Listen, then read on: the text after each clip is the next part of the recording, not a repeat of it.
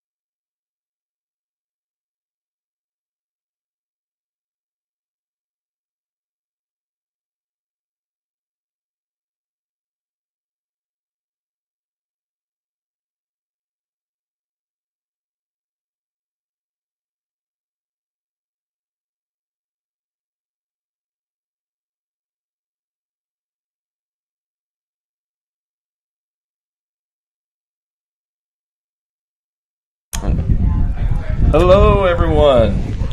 Welcome to another exciting day for football with the Warrenton Warriors versus the Liberty Eagles today versus playing in our great matchup today. But before we get started, we have a special event here at today's football game.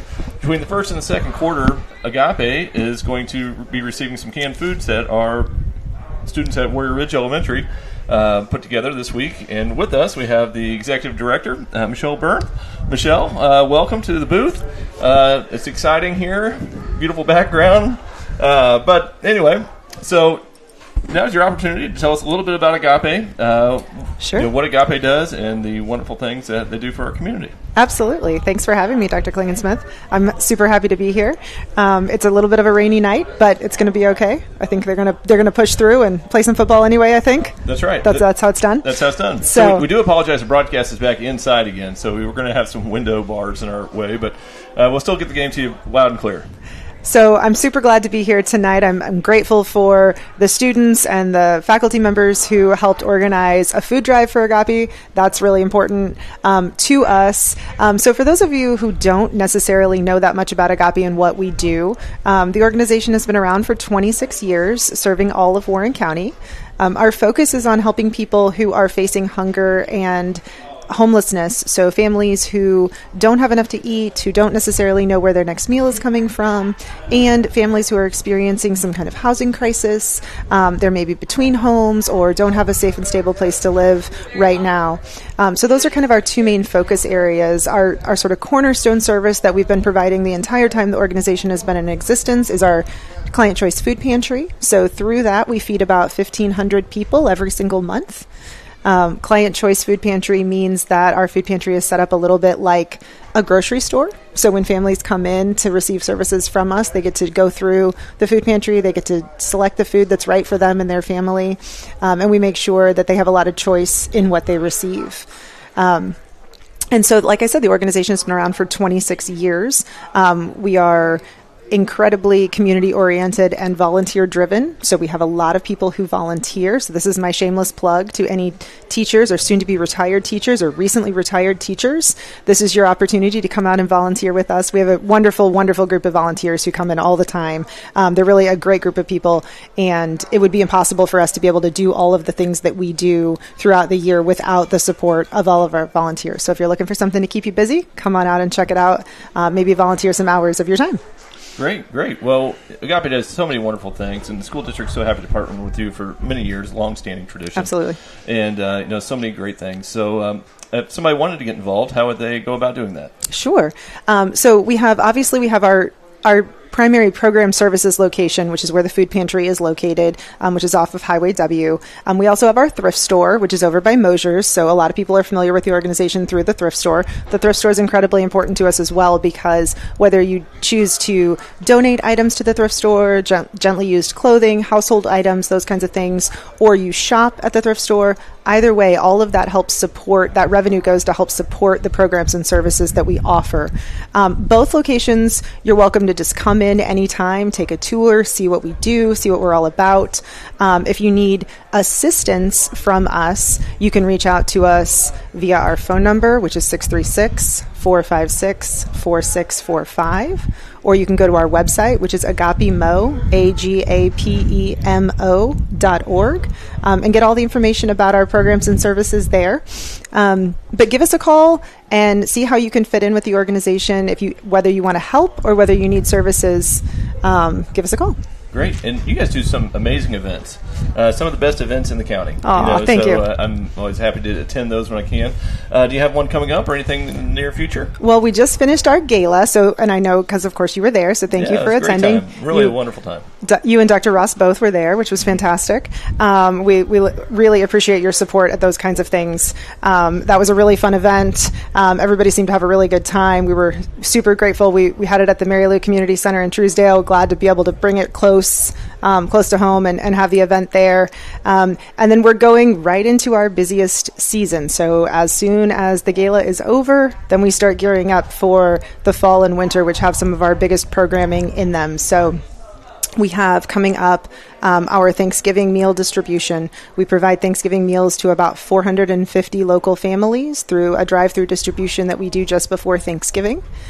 We also offer our Share a Christmas program, which provides Christmas gifts to just about 1,000 local kids. They're all kids who live here in Warren County, whose parents, may not be able to purchase Christmas gifts for them, and so they're able to get those gifts from us. We'll be taking donations, both of toys and financial donations towards that program, all between now and Christmas, as well as Agape runs the Salvation Army Red Kettle Bell Ringing campaign here in Warren County. So I know that was a lot of words all kind of jumbled together. Yeah. So we serve as an arm of the Salvation Army in this county. And so when you see people out bell ringing at Schnucks, at Walmart, at Walgreens, all the money that is raised through those red kettles comes to Agape, and it does not go to like the big Salvation Army in the sky, right? It comes right here locally and helps local families. So we get to keep that money and we put it to use right here in the community. So if you're out and about shopping, you see someone ringing the bell, say thank you to them for donating their time. They're all volunteers. And also, if you choose to donate, know that money stays right here in the community. That's wonderful, wonderful. Well, thank you so much for being our partner, and look forward to you celebrating with our young kids. They're going to be on the field in between the first and second quarter of today's game. So thanks for all that Agape does to support our community, and it's definitely very well received. So thank you very much. Thanks for having me. I appreciate it. No problem. Have a great rest of the day, and let's go Warriors. We'll switch over back to the game, and we'll have football in about 20 minutes.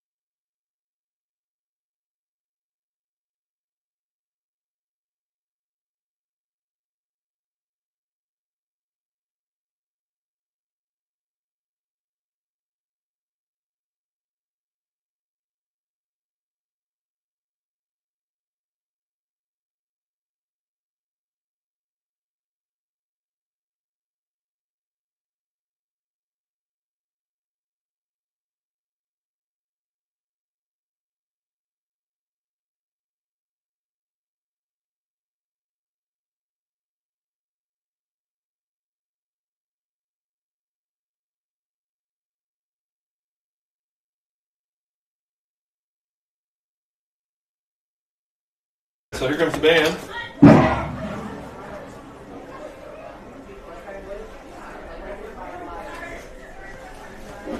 There's Coach Adelot for Liberty. He turned in his retirement papers today.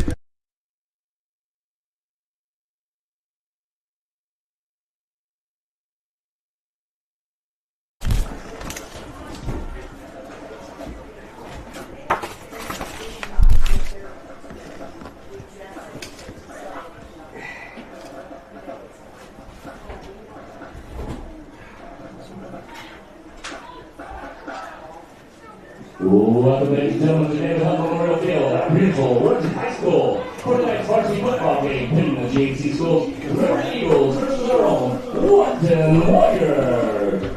Please rise and gentlemen, remove your caps and the award-winning varsity warrior band under the direction of Tessa Friedman performing our national anthem.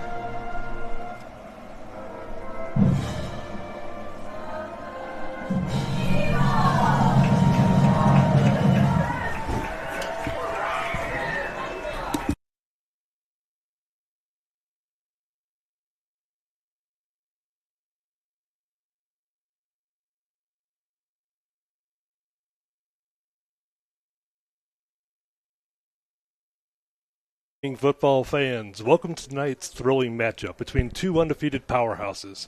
We're live from David Huff Memorial Football Field tonight, here on the campus of Warrenton High School, where the atmosphere is electric and the stakes couldn't be higher. On one side, we have the Warriors from Warrenton High School, a smaller school with a big heart. Known for their relentless ground game, they run the football with precision and power. Their senior running back, Austin Haas, who broke the school record for rushing of 3,395 yards, in Warrenton's 28-7 victory last week at Washington, has been a force to be reckoned with all season. And on the other side, we have the Wentzville Liberty Eagles, a larger school with a high-flying offense. They love to air it out, and their senior quarterback, Cody McMullen, has been lighting up the scoreboard with his pinpoint passes. He's already thrown for 7 touchdowns this season and is averaging 300 passing yards per game. It's a classic clash of styles tonight, the ground and pound attack of the Warrenton Warriors versus the aerial assault of the Liberty Eagles. Both teams have been perfect so far this season, but only one can leave here with their undefeated record intact. So get ready for an unforgettable night of high school football action. Grab your favorite refreshments, sit back and stay tuned, because kickoff is just moments away. This is Keith Brown, and soon to be joined by Coach Joel Adam on the Warrenton Sports Network, bringing you all the excitement live.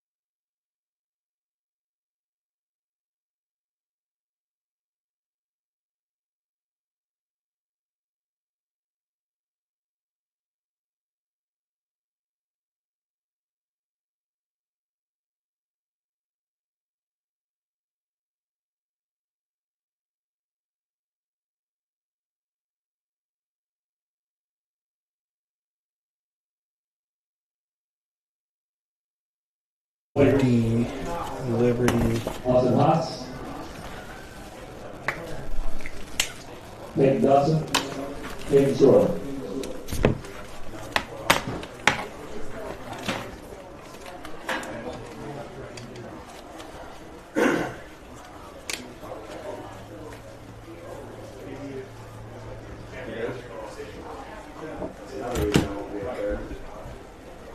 Oh, not nearly.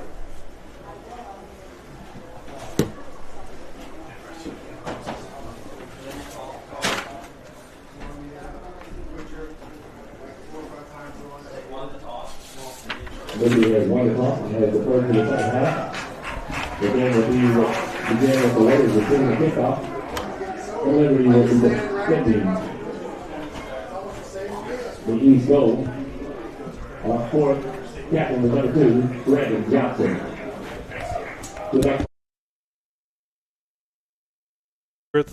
We're live back here at Warrenton. Liberty won the toss, but it has deferred to receive the kickoff in the second half. So Warrenton is going to receive the opening kickoff here in the first half. Kicking off for Liberty will be Cody McMullen. He's also their quarterback.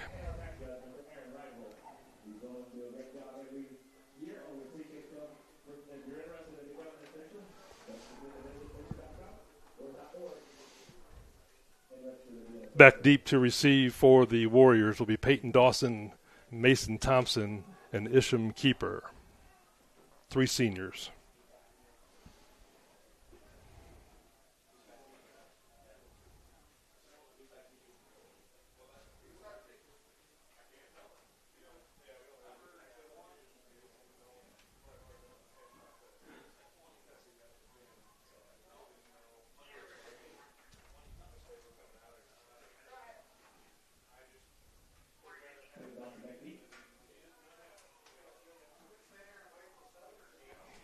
All right, looks like Liberty's already changed things up here.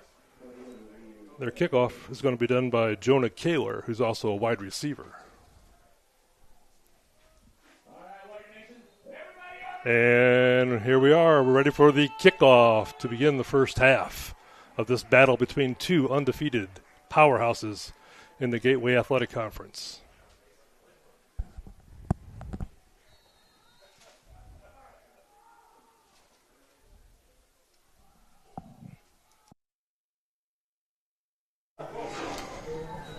Dawson takes it right up the middle where he's met at the 25-yard line. That's where the Warriors will start 1st and 10.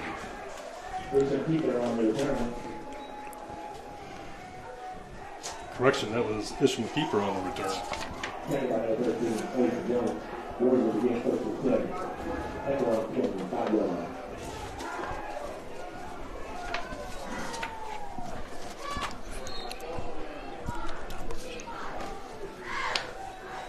The Warriors break the huddle. 2 backs in the backfield, shotgun formation, Javon Jones and Austin Haas in the backfield. Before the first play is snapped, there's already a flag. They're just going to reset the play clock. No penalty.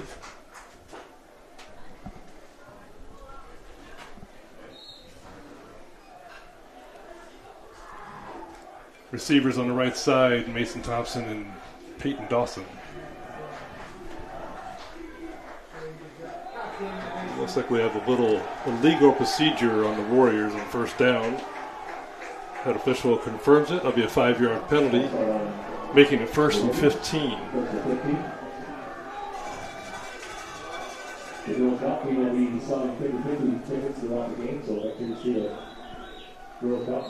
Warriors break the huddle in the same formation this time. Tight end Evan Shank on the left side. Austin Haas goes in motion. Handoff to Javon Jones at the middle, where he's met for about 1 or 2 yard gain.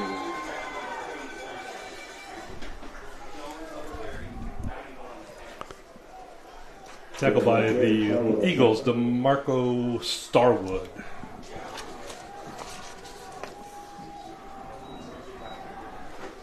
That'll bring up a 2nd and 13 for the Warriors.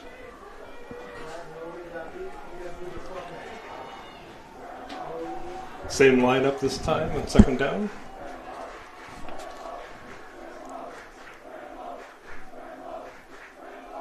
Snap back. Johnson's looking for somebody to pass. He rolls to the right. Nobody's open. He breaks one tackle, and he's brought down by 3 or 4 Eagles at the 20-yard line. Lost the 2 on the play. It'll bring up 3rd and 15.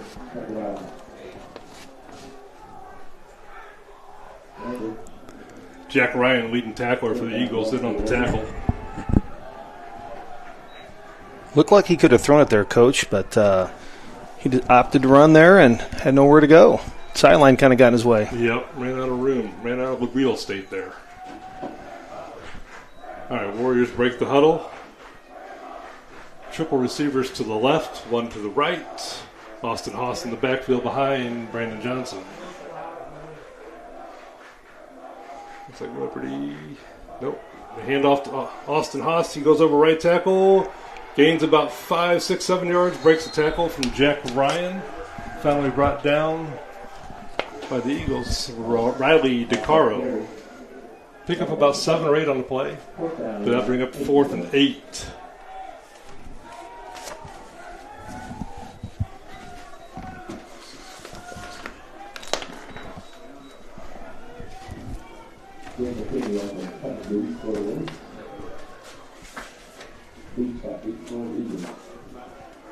Back to punt for the Warriors, Jake Kinney. He's a sophomore.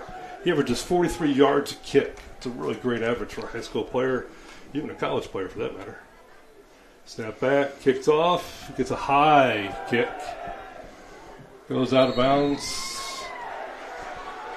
It's going to be spotted at the Liberty, correction, at the Warrenton 47-yard line. Well, it's been misty, rainy all day long, so maybe that factored into that punt. Definitely a possibility.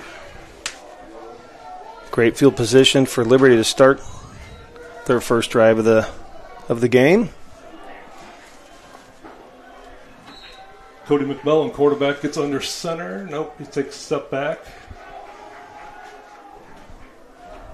Join him in the backfield is Jalen Mack, their senior running back.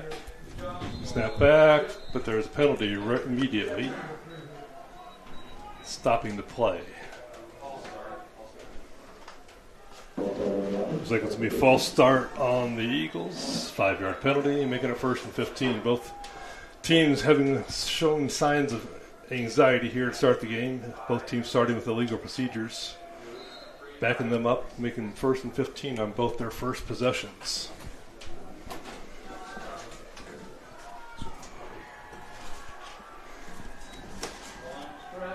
Hand off to Mack. Mack goes over right tackle, picks up about 13 yards on the play before he's tackled by Caden Strower for the Warriors. Strower is the Warriors' leading tackle, 142 tackles last year. He's got 19 tackles and 1 sack this year. Liberty's quick to run the ball again, or run the next play again, I should say. Triple receivers to the left, single to the right. Fake handoff. Pass is tipped at the line of scrimmage by the Warriors. That was Cole Meyer with the tip pass. Inside linebacker got his hand up, knocked that pass down. That'll make it 3rd and 3 for the Eagles.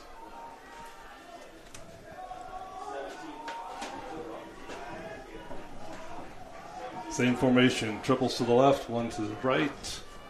Mack in the backfield behind McMullen.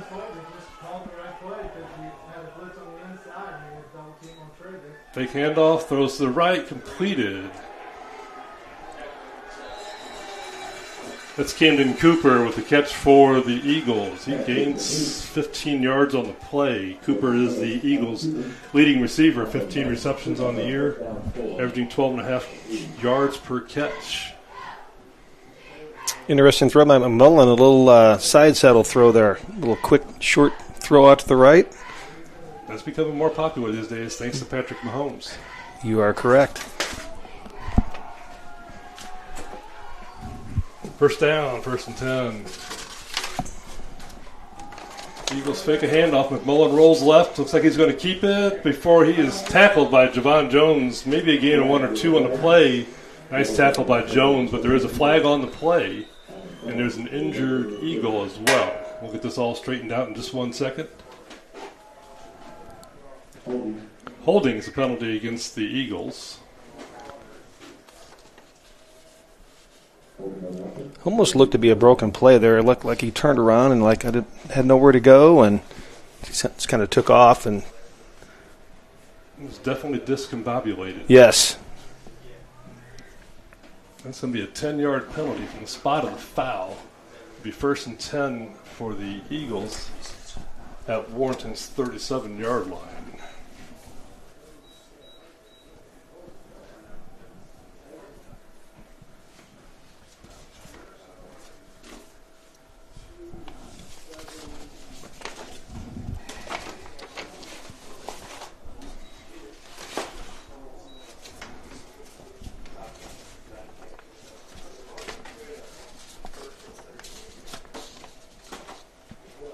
During this dead ball timeout, I want to remind you that in other Warrenton sports action this weekend, the Warriors cross-country team will be competing in the large and highly competitive Forest Park Cross Country Festival hosted by St. Louis University tomorrow morning at 8 a.m. down at Forest Park. If you have time, check out your Warriors down at Forest Park tomorrow.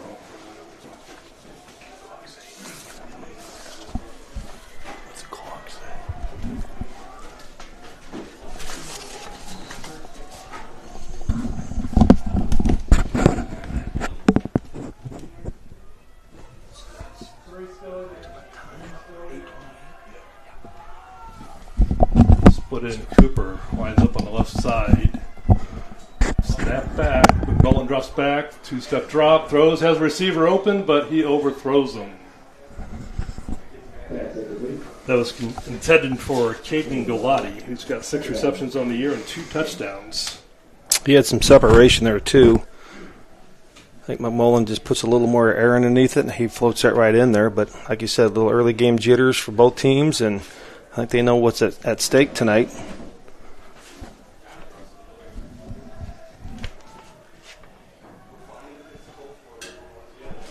All right, 2nd down and long for the Eagles. Mullen gets the snap back, hands to Mack. Mack goes off the right tackle. Gain of about 7 or 8 on the yard. Tackled by the Warriors number 2, Brandon Johnson, senior free safety. He's got 9 tackles on the season. He also doubles as a quarterback. He's playing both ways. Brings up 3rd and 11 for the Eagles. Might have saved a touchdown there, too. He was definitely on. Coach K for the Warriors says he reads defense as well, whether he's on the defensive side or the offensive side. He knows where to be at the right place at the right time. McMullen drops back, throws another one long. He throws into double coverage, but the ball falls incomplete again.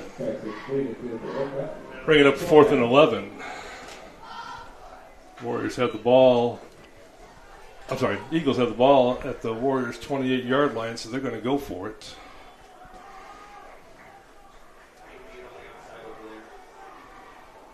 Interesting call. Probably too far to kick it, so too close to punt it. Why not go for it? The last pass was intended for Caleb Orcutt for the Warriors. For the Eagles. Both teams are red. They're driving me crazy. Snap back, 4th down. McMullen throws it to Mack out of the backfield. He slips 1 tackle, slips 2 tackles. He's going to be forced out of bounds. Once again, Brandon Johnson, senior free safety, saves the day for the Warriors. But the Eagles will start 1st and goal at the Warriors' 5-yard line. A little shaking and baking there, Keith. That was pretty sweet. It was about a 5-yard play. It turned into a 20-yard play. So fancy footwork. Yes, it was. 1st and goal at the 5-yard line. McMullen brings him up to the line of scrimmage. Snap back. Hands off to Mack. Mack goes up the middle, breaks the tackle. Brought down on the 2nd tackle. This time, number 20 brings him down. That's Peyton Dawson, cornerback, senior. But gain of 3 in a play, bringing up 2nd and 2 from the 2. 2nd goal from the 2.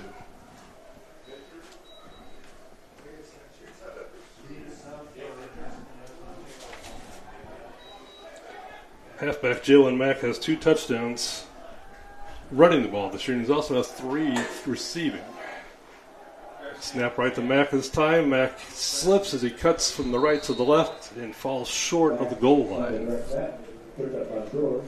Tried to put in the brakes on that time, and they gave that on him. Maybe a half-yard gain. Be 3rd and 1.5 to reach the touchdown for the Eagles. Let's see. They keep...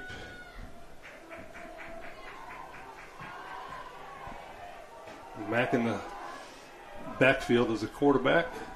Direct snap to Mack. He goes over the left side and scores a touchdown for the Eagles. Jalen Mack gets on the board first for the Eagles. His 3rd rushing touchdown of the year. That's a 47-yard drive for the Eagles. Their first possession of the game results in a touchdown and an early first quarter lead. McMullen to kick the extra point here. Interesting, Liberty often goes for 2 on the point after attempt, but this time they're kicking it. It's only his 4th point after attempt of the year. He's made 3 so far. Snap back, ball down, kick up. Kick was wide left, but there was a flag thrown on the play. Let's find out what's going on in this one.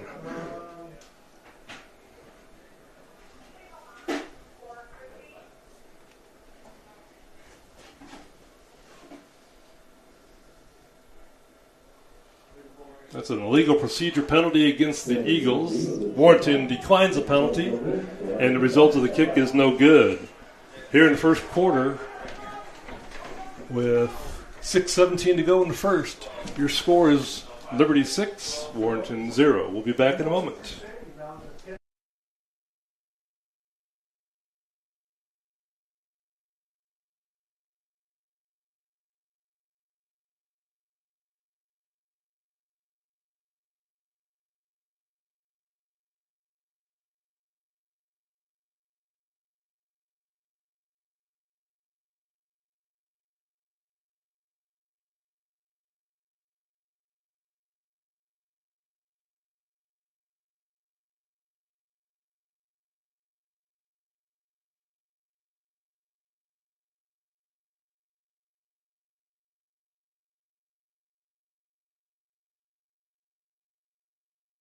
Liberty, kicking off for Liberty is Jonah Kaler. Back deep to receive for Warrenton, Peyton Dawson, Bishop Keeper, and Mason Thompson. Here's your kick. Kicker slips on the kick. Dawson watches it go into the end zone. Warriors will start 1st and 10 at their own 20. Not a bad kick for sliding halfway there. Exactly. All right, let's see if Warrenton can get a better start on this 1st and goal. Both teams started with penalties on their first possession. Oh, but we're going to start with a water break just to start this possession. Once again, that's a MSHA, Missouri State High School Activities Association rule. Trying to make sure the players are hydrated. Call 626-456-8726 or go to our website. On the first quarter, manager Brandon Burnett, superintendent Teddy Mullen, and maintenance director Steve Wright are glad to be supporting our The Warrenton Sports Network reminds you that the Big Red softball team will be back in action in a home game versus St. Dominic on Monday, September 16th. The first pitch is at 4:15, and if you can't make it to the game, you can watch the action live right here on the Warrenton Sports Network.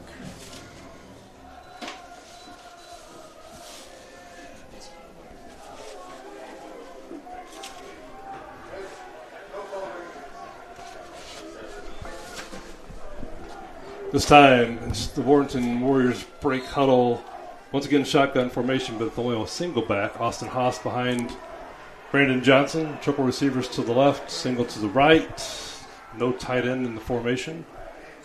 Fake handoff to Haas, throw it out to the left where the ball falls incomplete. Pass is intended for Mason Thompson. Looks like they're doing a little wide receiver screen on the play. Yep, and he took off before he caught it. Got to look it in, catch the ball, and then take off and go. This time, Warrenton breaks the huddle. 2 receivers to the right, 2 to the left. Haas in the backfield behind Johnson.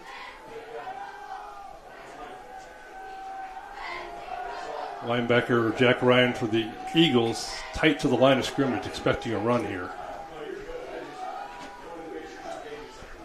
Hand off to Haas. He breaks the tackle with Ryans, but then he's brought down by the outside linebacker.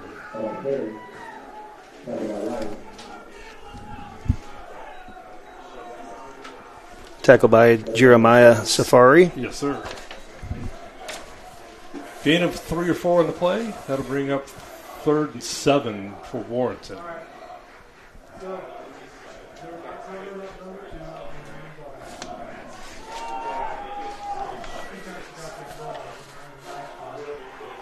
Two receivers both sides of the line of scrimmage here. Austin Haas splits to the left side as well. No running back in the backfield. Johnson motions Haas across the formation. Fakes the handoff. Keeps it himself. And he's brought down.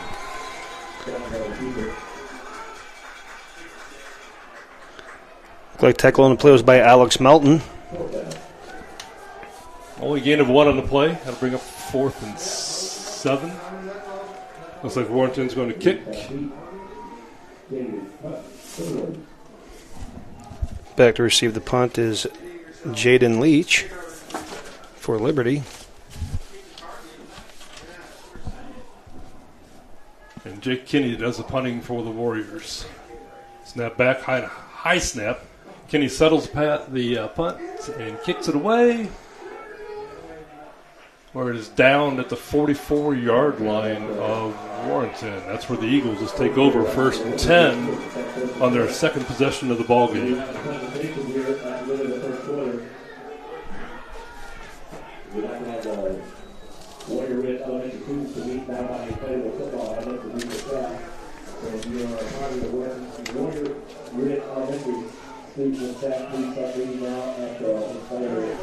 Liberty's looking to the sideline for the first play. You get the play and line up under the ball. Mullen starts under center and then backs up in the shotgun formation. Mack behind him. 3 receivers to the left, 1 to the right. McMullen likes to get the ball out quick on his passes. Kind of a timing quarterback. Warrenton blitz. Come. Forces them to the right. He throws. Has a receiver wide open. Oh, and he's brought down at the 17-yard line.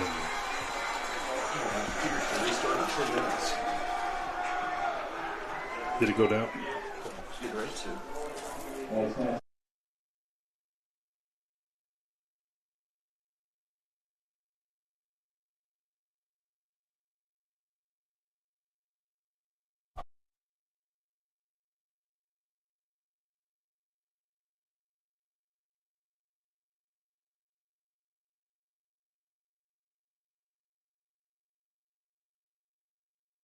Down, 1st and goal. Oh, and Warrenton sacks the quarterback for a loss on the play. Excuse me, yeah, that's Mack on the play. We are experiencing some technical difficulties here in the booth. We may lose signal here in a couple minutes, but we'll be with you in the meantime. And if we do lose the signal, just stay with us. We'll be back as soon as we can. Mack gets the snap, throws with his left hand. Oh, and the ball is broken up. Dedrick Forrest on the play. The junior breaks up a sure touchdown. Nice play by Dedrick. No.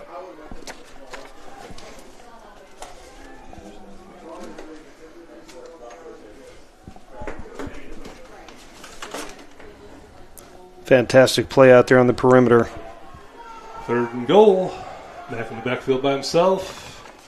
Looks like we have a penalty. Somebody got a little early start for Liberty.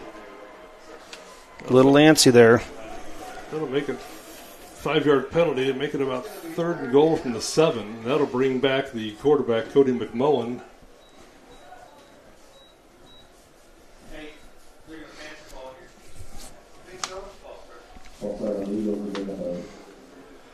McMullen likes to pass from this position, Coach. He's got 7 touchdowns in the season. They might hand off to Mack, but I'll look for the pass if I were the Warriors. Snap back. He does hand off to Mack. Mack goes over the right end. And carries a couple tacklers of Warrenton into the end zone. Much determination there by Jalen Mack for the Liberty Eagles. He was not to be denied. Like he was stopped at the 3-yard line, and just a bunch of bodies fell, and you thought the play was over with. Next thing you know, he's in the end zone. Just kept on driving his legs. Fantastic play. Looks like Liberty may go for 2 here since they missed the extra point last time. No. Nope, they're going for a single. McMullen in to kick the extra point. They're looking to the sidelines, though, getting some direction. See if they continue to kick the extra point. Yeah, he takes his stance backwards, 3 steps. Right-footed kicker. Snap back, ball down, kick up, and this time it is through the uprights. So, second possession for the Liberty Eagles ends in a Mack touchdown, his second of the game. And Liberty has a 13-0 lead over your Warrenton Warriors. We'll be back in a moment.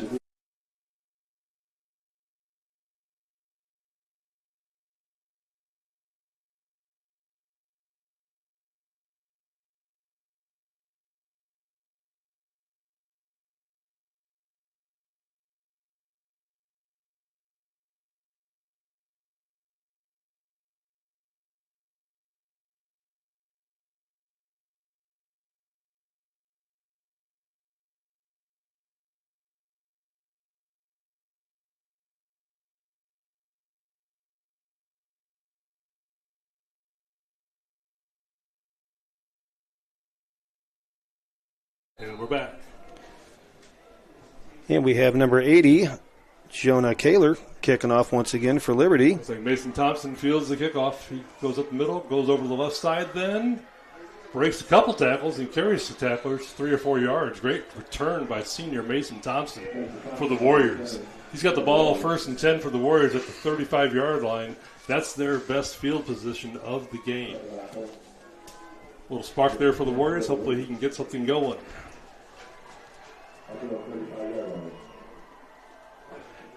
Yeah, they're going to need to change the momentum here a little bit. It's pretty much been all Liberty early on, and Warrenton's going to have to come out and move the ball a little bit. Liberty is really crowding the line of scrimmage. They usually have like 3 down linemen, but they have 2 their outside linebackers just at the line of scrimmage as well. Really is trying to shut down Haas, not letting him get started. Johnson drops back to pass. He rolls to the right. Nobody's open. Now he finds a receiver, throws it deep to Mason Thompson. He catches it, and he's going to go to the house for Warrenton. Wow. Just like that, a quick strike play for the Warriors. Johnson to Mason Thompson. That is a 65-yard touchdown pass. Well, we said we needed a play or something or two to change the momentum. I think that might do it. I think that might get Liberty back on their heels a little bit and not crowd the line of scrimmage so much. Well, and that's what they're going to have to do. They're saying, you're not going to be able to run the ball. You show us. Throw the ball a little bit. That was on the money, too. Senior Brandon Johnson showed a lot of composure there to roll to the right, not get flustered, and make a great pass downfield. Perfectly thrown. Mason Thompson at the sure hands catches it and takes it all the way in. Point after attempt by Tyler Farber for the Warriors. Johnson to hold, snap by Jack Morris. Snap back, ball down, kicked up, and Farber converts. So just like that, one play, Warrenton comes back. The score now almost at the end of the first quarter is Liberty 13, Warrenton 7. We'll be back in a few minutes.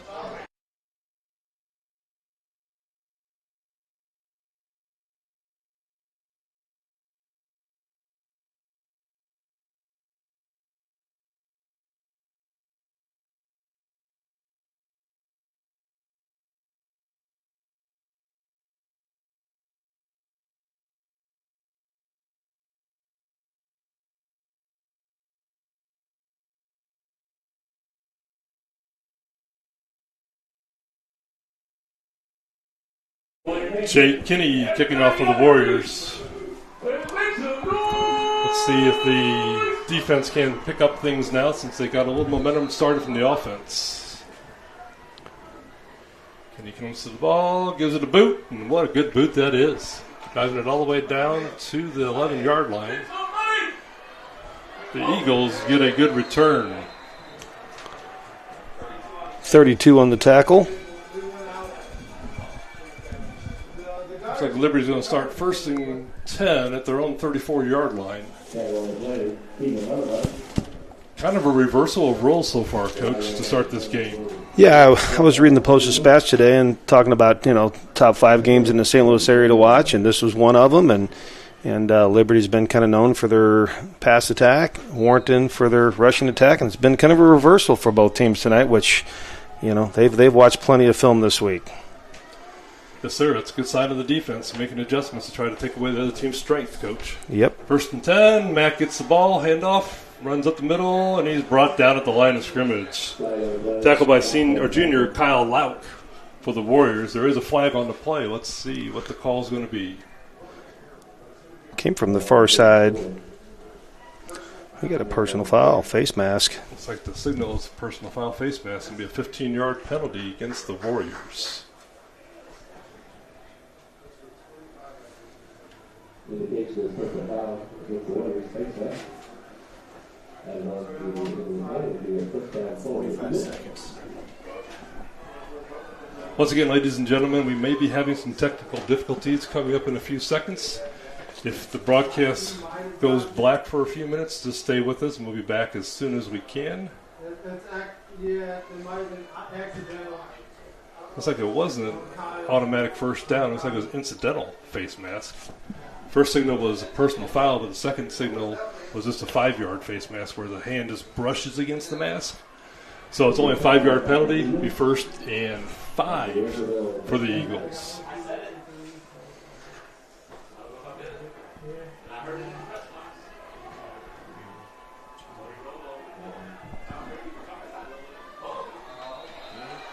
Nope, penalty. Flag down. Flag comes out before the ball is snapped. I think I saw offsides. Yeah, looks like the initial indication is offsides against Warrenton. They must have lined up offsides. Right. So that's going to be two first 5-yard penalties equals 10 yards and a first down for Liberty.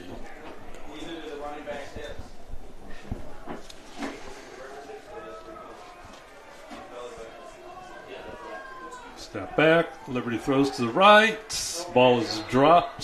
Pass was a little bit short of intended receiver Caleb Orcutt.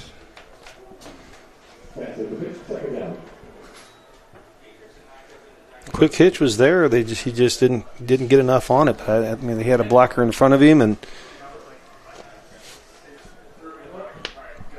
triple receivers to the right, solo to the left. Back in the backfield behind McMullen. Oh, looks like broken play, but McMullen keeps it and rolls to the left. That's going to be close for another Liberty first down. That is Liberty first down. Looks like he turned to the left to hand the ball off, but the running back went to the right. So just same play that happened earlier in the game. McMullen just kept it himself and got a 10-yard pickup on the play. Always take the result right there, no question about it. Snap back, hand off to Mack, and he's met in the backfield. Caden Schroer blitzing up the middle. Lost at least 2 on the play, bringing up second and 12. Nice blitz by the Warriors. Beating tackler Caden Schroer on that one. About the time Mack got the ball, Schroer's already meeting him. Nowhere to go there. Perfect timing. Coach K likes a blitz out of his defense. That was a good timed one right there. Right.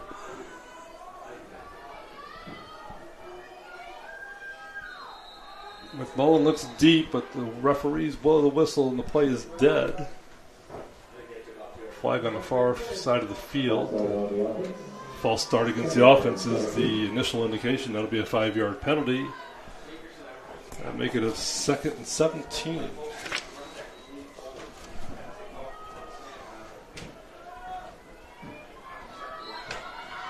Liberty's shooting themselves in the foot here, but they seem to have the answers to get out of the trouble so far. Let's see if that holds true.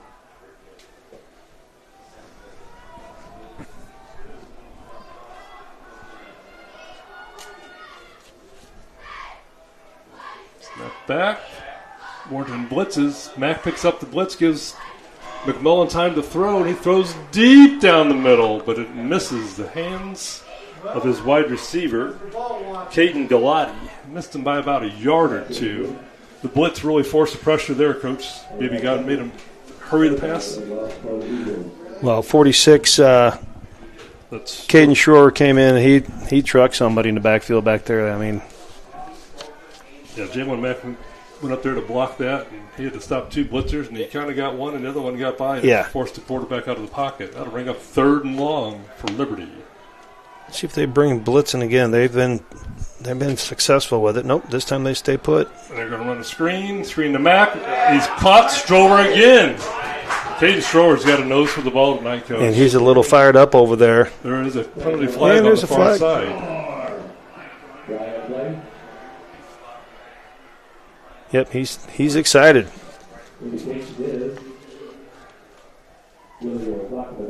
Illegal block in the back is the penalty against Liberty. Warrenton's going to decline that. Coach K calls Caden Strower the heart and soul of this defense.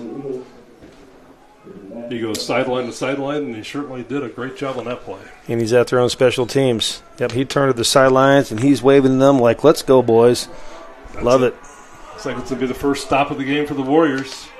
Give them a chance to get right back in the game. Looks like momentum has changed here. Punts back. Oh, Warrenton almost blocks it. It's a short punt and out of bounds. Ball rolls out of bounds close to the 30. It's going to be marked 1st and 10 at the 30-yard lines. That's where Warrenton will start 1st and 10.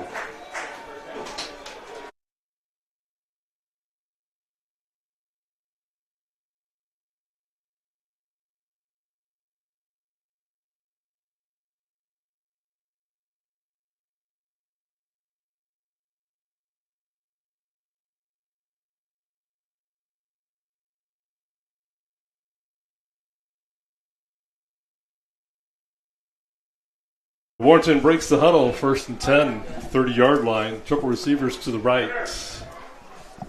Austin Haas joins Johnson in the backfield. Let's see if they come out throwing again.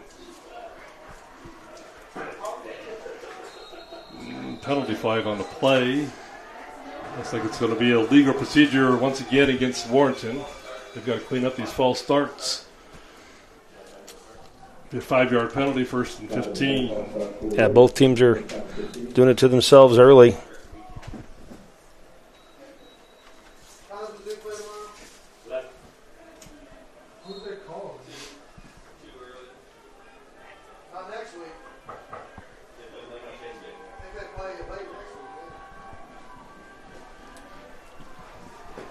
Warriors come out in the same formation. Triple receivers to the right.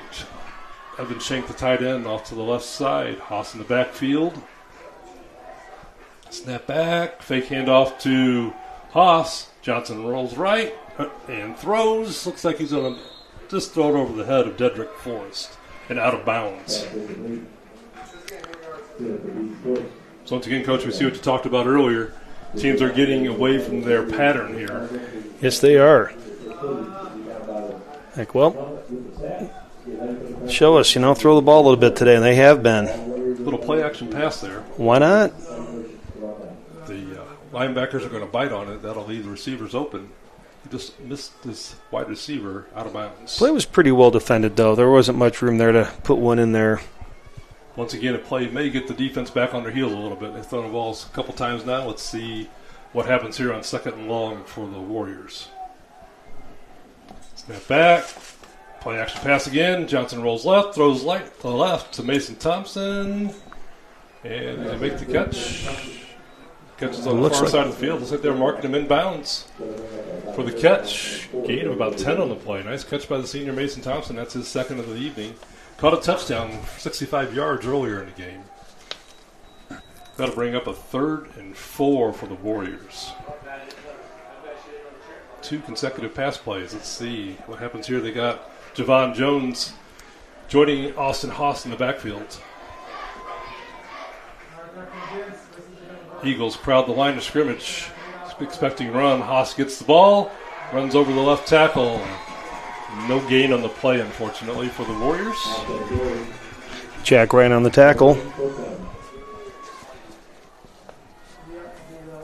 That'll bring up 4th and 4 for the Warriors. They're looking to the sidelines like they might go for it here.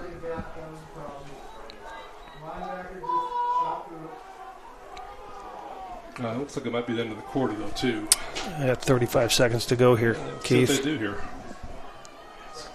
Interesting. Johnson gets under center this time, doesn't get in shotgun formation.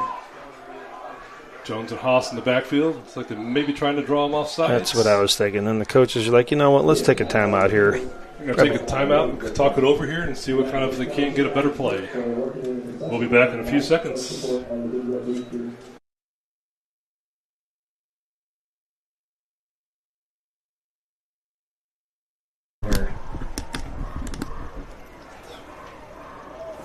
Just give me a second. Our second sponsor of tonight's game, Craig Wood.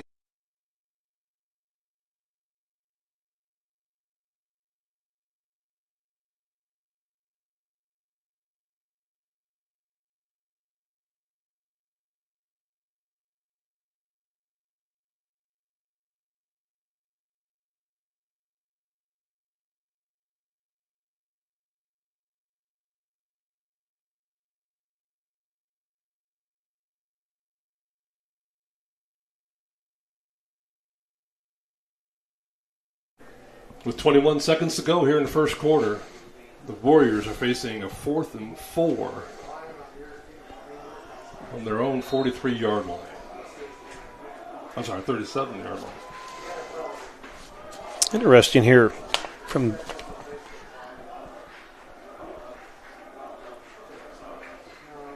Dawson comes in motion across the play. Snap back. Johnson rolls to the right, looking deep. Flag on the play. He misses the outstretched hands of Dawson on that one. Let's see what the call is on this play. 4th and short. Will Warrenton get a second chance? No, looks like the penalty is against them for a false start. Liberty's going to decline that, and they'll take over 1st and 10 in really good field position at the Warriors' 37-yard line with a little time left to go in the first quarter here. 15 seconds remaining.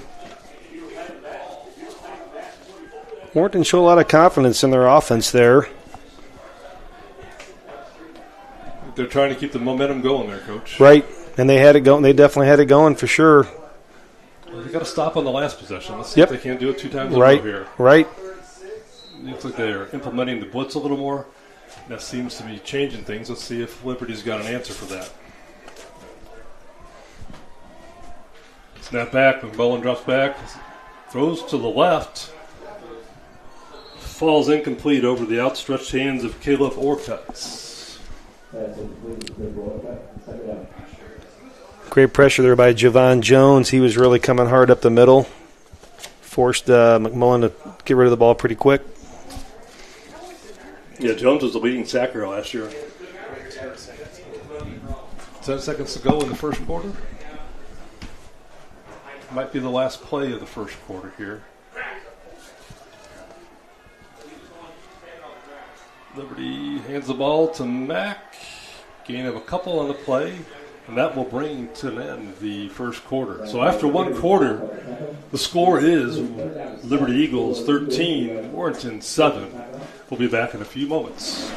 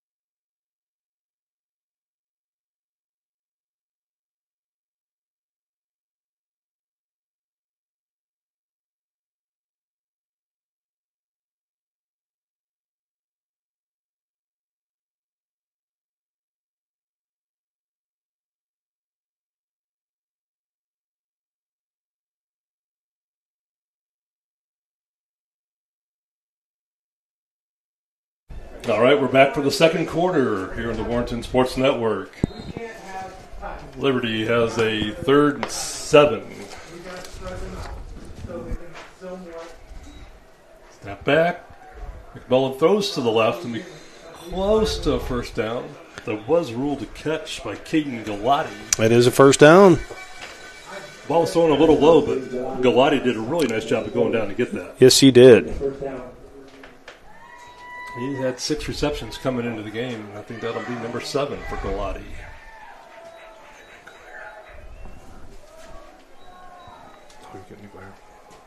Thanks.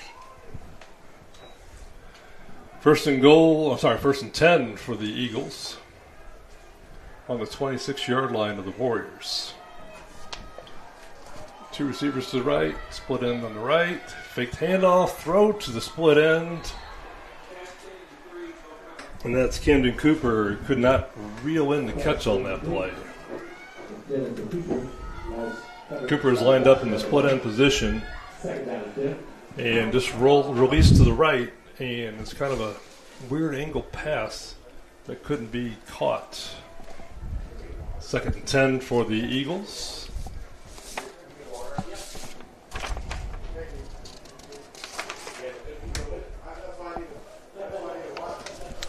Play was defended there by Mason Thompson.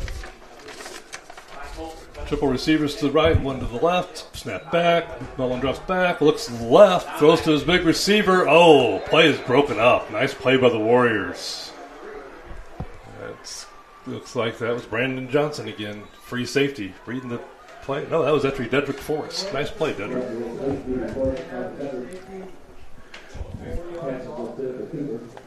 Almost picked that off and could have taken him to the house there. That was pretty close. Pass is intended for Camden Cooper of the Eagles. That'll bring up a 3rd and 10. Looks like they're back to their old ways, Coach. They're throwing the ball now. Yes, they are.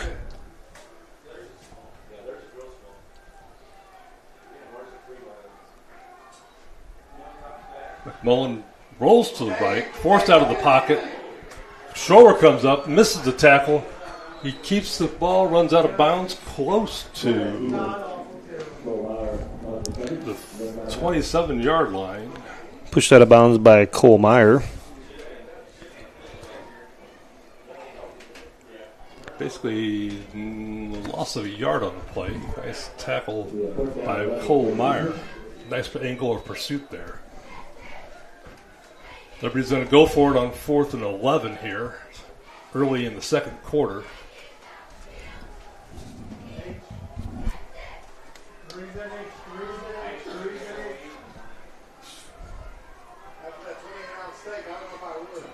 Mullen looks to the left, throws to the left, goes into double coverage. Warriors are underneath it. Oh, the play is broken up by Forrest. Almost caught by Liberty, but the ball hits the ground before it could be gathered in. Actually, a good drop by, it's fortunate for the Warriors. But they'll start 1st and 10 at their own 27-yard line.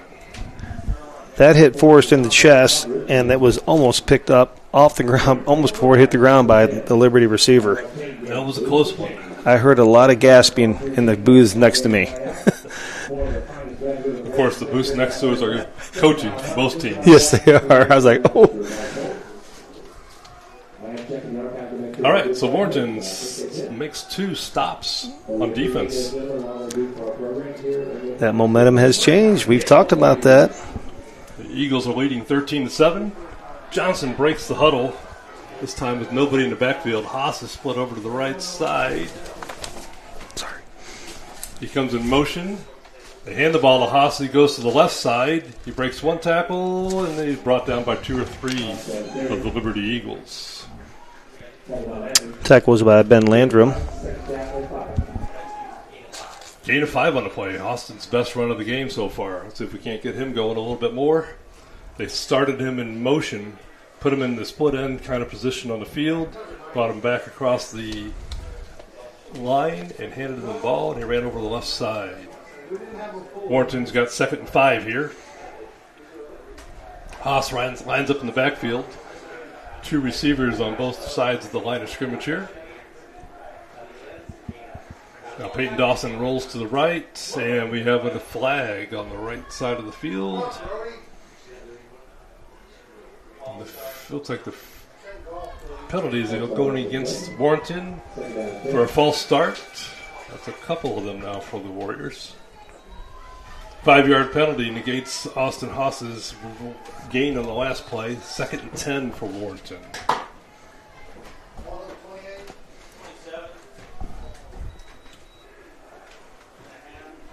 This time, triple receivers to the right, single to the left. Haas in the backfield with Johnson. Snap back. Johnson looks to the right. Nobody's open. Looks like he's going to run. And he's brought down by 3 or 4 Eagles. A loss of 2 or 3 on the play. Looks like Ben Landrum on the tackle for the Eagles. They did a nice job containing him. You know, I heard the coaches next to us, get rid of it, get rid of it. There was nowhere to go in that with that play there. That'll make it 3rd and 12 for Warrenton. So it started out as a good drive, is now backed up in the last couple plays. Their first home game against Wright City, Warrenton had no problem working out of these predicaments. Let's see if they can't turn it around here. Senior laden crew, a lot of experience on the team. Let's see if they can get something going here. Johnson throws the screen to the left, caught by Mason Thompson. He runs through a couple tackles before he's finally brought down. Gain of about 3 or 4 on the yard. Nice pass from Johnson to Thompson.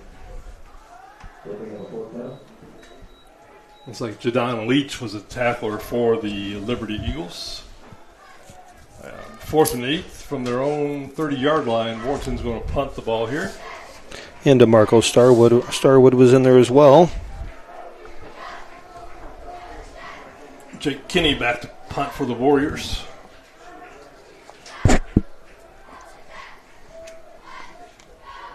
Once again, Jake's had a 43-yard average coming into the game.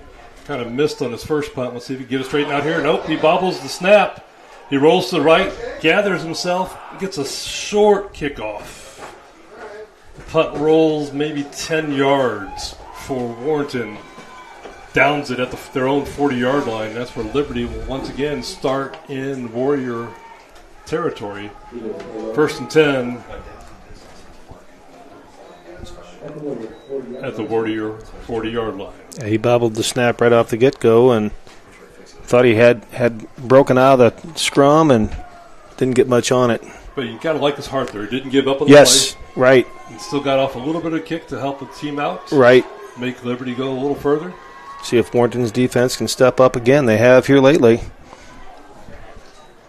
Mullen hands off to Mack. Mack tries over the right side, a little sweep, and he is brought down by Strower and Javon Jones in the backfield. Great pursuit from the backside by both those guys. Great defensive effort. 2 of the leading tacklers for the Warriors this season. Coming through big time there for the Warriors.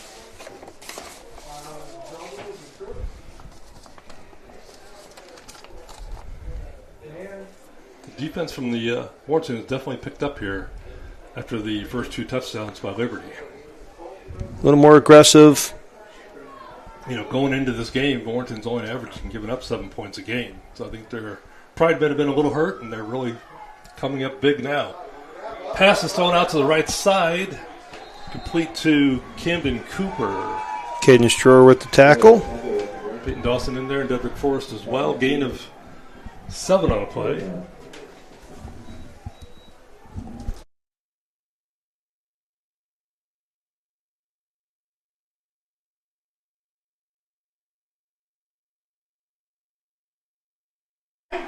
Jalen Mack runs the ball over the right side on 3rd and short, but there's a flag on the play, and the initial indication is a hold against Liberty. It'll be a 10-yard penalty spot foul.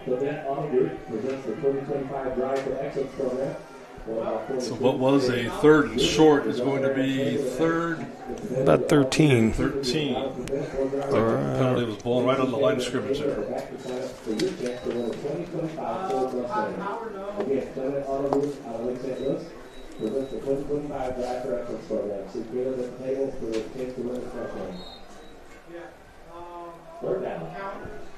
Triple receivers to the left, one to the right. Looks like Jack Ryan joins McMullen in the backfield this time. Play action pass. Ball bounces out of the intended receiver's hand. Receiver was Caleb Orcutt. Ball falls incomplete. And it looks like Liberty's going to punt it this time. that's what it looks like. Back to receive for Warrenton will be Peyton Dawson.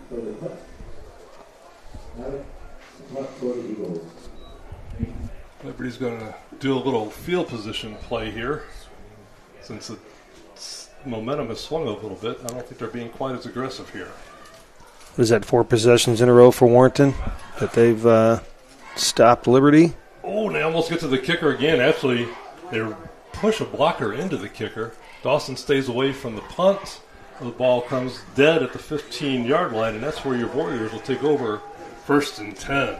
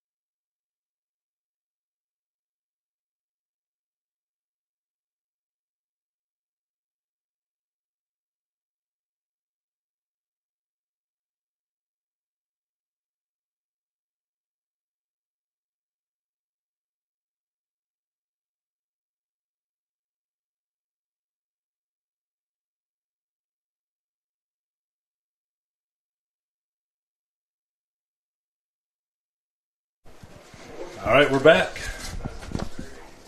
The Warriors are going to start 1st 10 deep in their own territory here.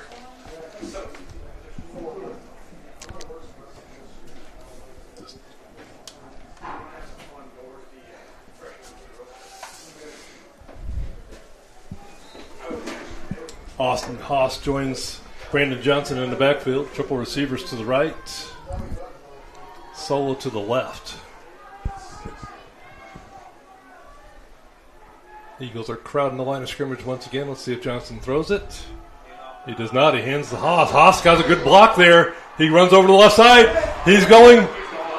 He's got 30 yards, and he's forced out after a 40-yard gain for the Warriors. Pushed out of bounds by Carson Strutman. Touchdown saving. Austin Haas like to see the third-team All-State running back get started here. You can keep him down for a little bit, but after a while, he's going to break one. He just did that right there. I think I saw on Twitter he's Warrenton's all-time leading rusher. Saw that this week. Yes, sir. Last week against Washington, he broke that record. Tell you what, he got around the corner. He was moving. Looks like we have a signal from the referees. Looks like we got a issue with one of the down and distance markers over there. Yeah, they fixed it.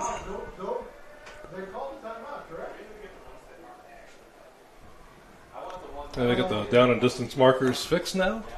We'll resume action here.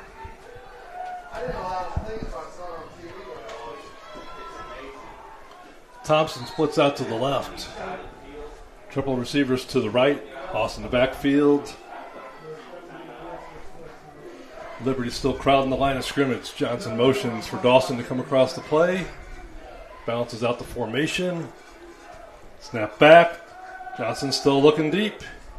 Nobody's open. Rolls right. Looks for a second receiver. And he hits him. Diedrich Forrest, ladies and gentlemen. Not only does he catch the ball, he runs after the catch. Probably about 15-yard gap there. Yards after the catch. Where the Warriors will have now a 1st and goal at the Liberty 4-yard line.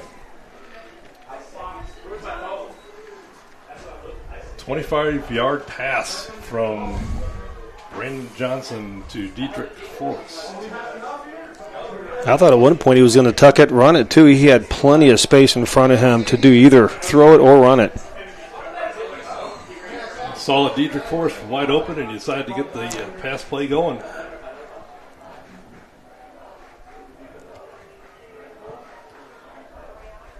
Two running backs. They hand the ball off to Haas. He follows the running back in. The fullback blocks, and Austin Haas scores. Touchdown for the Warriors. That's going to tie it up 13-13. Nice block by the fullback there. Kind of a high formation offset from the shotgun formation. They're kind of a unique formation. Haven't seen the Warriors run that this year. Once again, Tyler Farber up to kick the extra point and give Warrenton the second quarter lead here. Morris's snap is back. Johnson fields a high snap. Farber kicks the ball up, and it's good. A little trouble with the exchange from the center to the holder, but everybody took their time and got it done, and that gives your Warrenton lead 14-13. They'll be back right after this.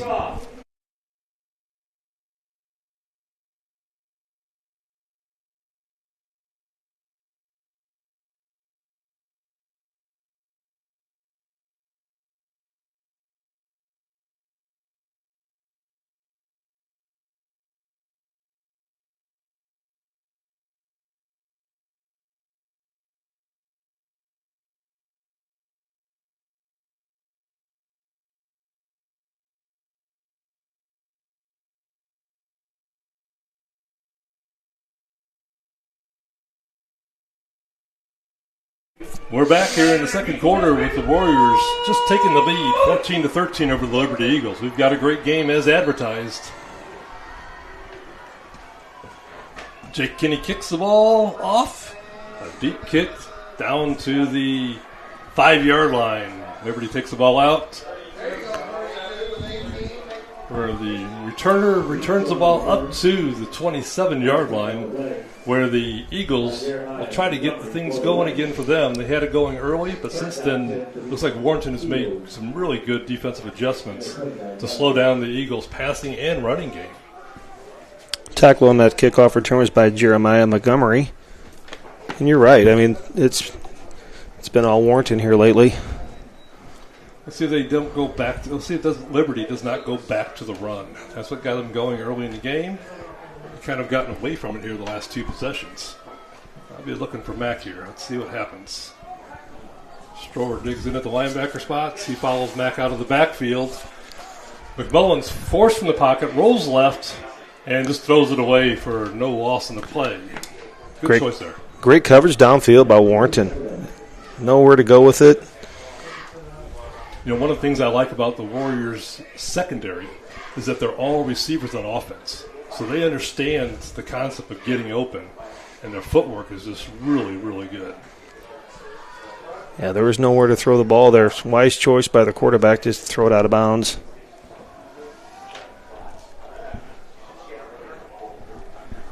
Second and 10, 3 receivers to the left, 1 to the right.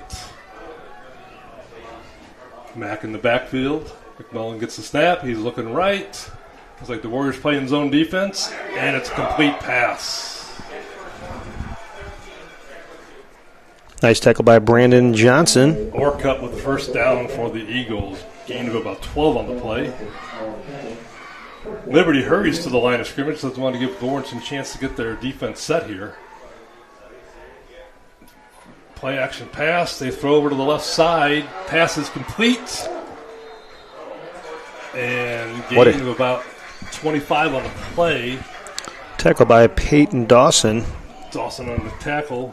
Might have had a head-to-head contact there. I don't know. That was Caleb Galati on the reception. 25-yard gain for the Eagles. There was a flag on the play.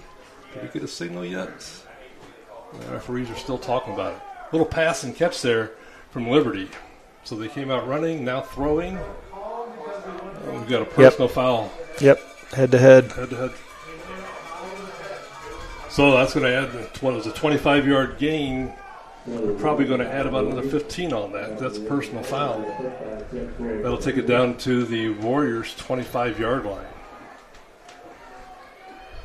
Did not look like an intentional foul, just no. Wrong place, wrong time. Almost looked like the receiver was going down a little bit there too, and unfortunately it goes against Warrenton. Maybe they can step up once again. Yeah, as a tackler, that's hard to judge, when the receiver's going down like that. Triple receivers to the left, solo to the right. That's Galati on the right. Hands off to Mack. He's met at the line of scrimmage. No room to run there. Strower blew up that play once again, blitzing from the left middle inside linebacker position.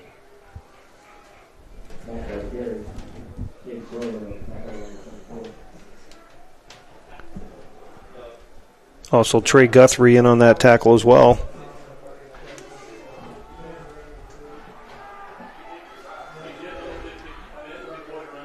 McMullen gets a snap, throws right to Mack, and once again, Mack is stopped in the backfield.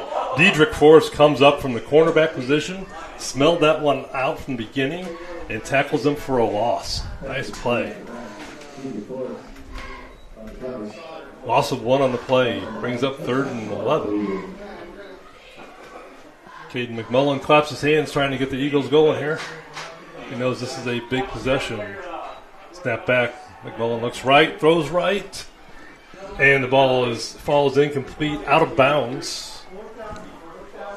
That'll bring up a 4th and 11 for Liberty. It looks like they're going to go for it still. Offense is looking to the sidelines for the play. 4th and 11. Be interesting to see if Warrenton sits back and plays the zone here, or if they're going to bring a little heat in the blitz. Triple receivers to the left. Galati to the right. Mack in the backfield. Snap back. McMullen looks to the left. Throws left. And another low throw by McMullen. Pass falls incomplete. Warriors will take over 1st and 10.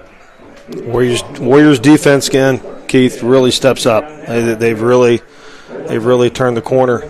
After those first 2 touchdowns. Right.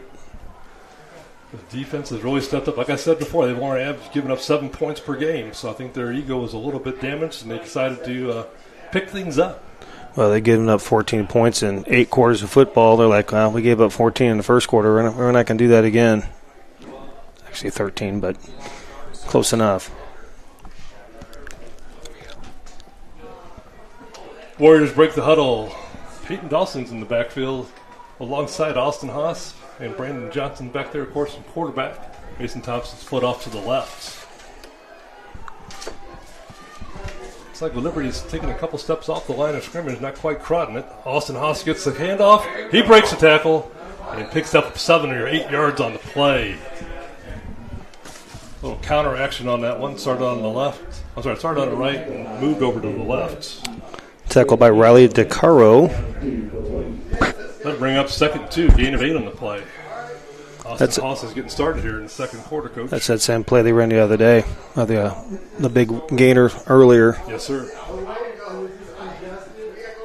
Triple receivers to the right, 2 to the left. Haas in the backfield with Johnson. Snap back. Johnson looks right, throws right, completes it this time. Just really no gain on the play. That was Brody Reel Jr. for Warrenton. That's his first reception of the season. Tackled there by Matthew Mauk. Warrenton hurries to the line of scrimmage. Doesn't get Liberty's defense much time to set up. Hike it. Quarterback sneak. And Brandon Johnson rolls for Warrenton. 1st and 10. Liberty was still looking to the side, looking for a play, and Warrenton's like, we're not going to give you time. We're just going to snap up, get up there, snap it, and run right through you. He broke that, and I thought he was going. And he got through there. I was like, wow. Yeah, there was literally nobody else in front of him. He could have kept on going if he didn't get tripped up at the line of scrimmage.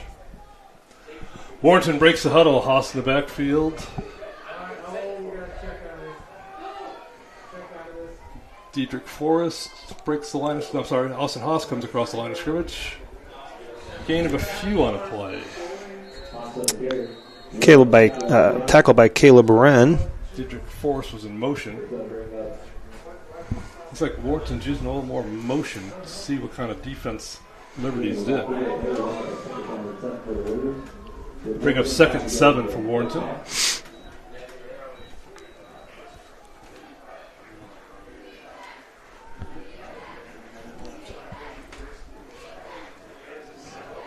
1 minute left to go here in the first half.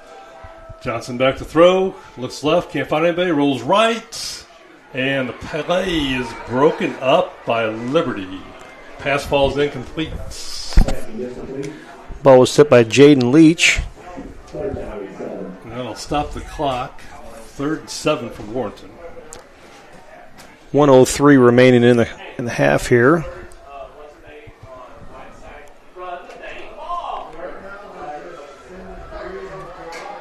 Warriors break the huddle. Triple receivers to the left. Haas in the backfield. Snap back.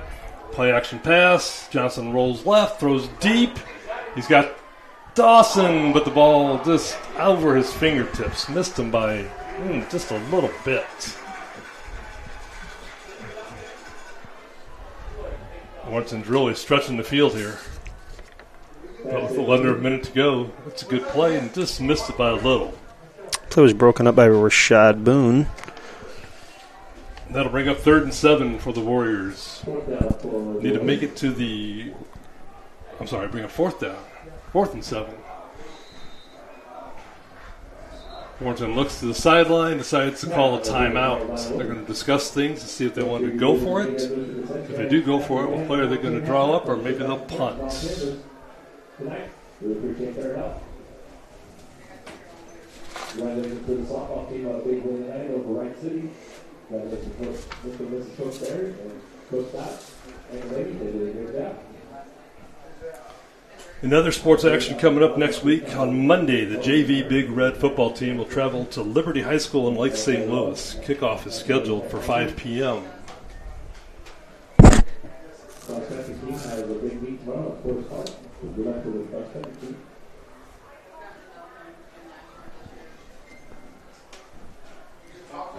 Looks like the timeout's over. Let's see if Warrenton... What do you think Ward's going to do here? Do you think they're going to punt the ball? I mean, there's only 54 seconds left. What's your guess, Keith? Boy, they're in triple receivers to the left. Looks like they're going to go for Unless it. they're going to try to draw them off sides. Make it a little shorter, but let's see what happens here. Well, their defense has been pretty stout as of late, so... Inside their own territory, up 14-13 late in the first half. Forrest runs across the formation to the right side. Motion. Johnson rolls back, throws to Haas up the middle. Ball might have been intercepted. He was broken up. Just broken up. They tried a middle screen to Haas. Broken up by DeMarco Starwood. Starwood breaks up the pass. And Liberty, with 46 seconds to go in the first half, will start 1st and 10 at the Warrenton 44-yard line. Let's see if the vaunted defense for the Warriors has been great since the first 2 possessions can withhold this last challenge before the halftime. Snap back. McMullen looks left.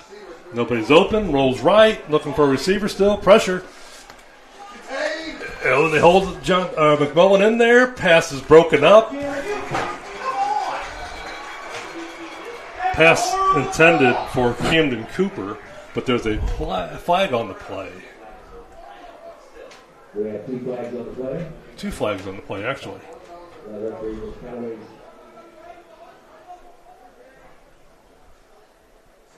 Sideline warning against Warrenton is one of the penalties. I didn't see the first one. Look like illegal hands. Yeah. It looks like it's going to be pass interference penalty against the Warriors. That'll make it 1st and 10 at the Warriors' 30-yard line. Thought they had him stop back here.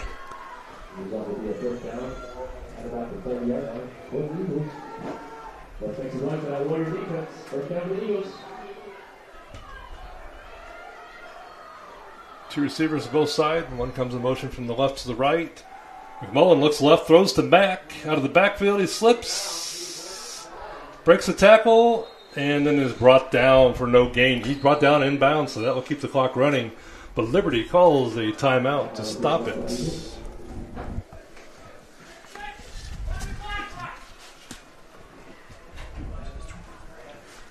With just 23 seconds to go here in the first half, Liberty has a 2nd and 10 at the Warrior 30-yard line.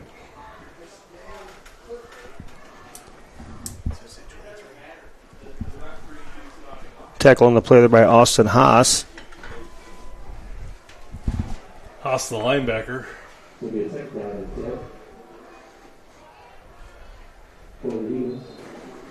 to put a couple seconds back on the clock.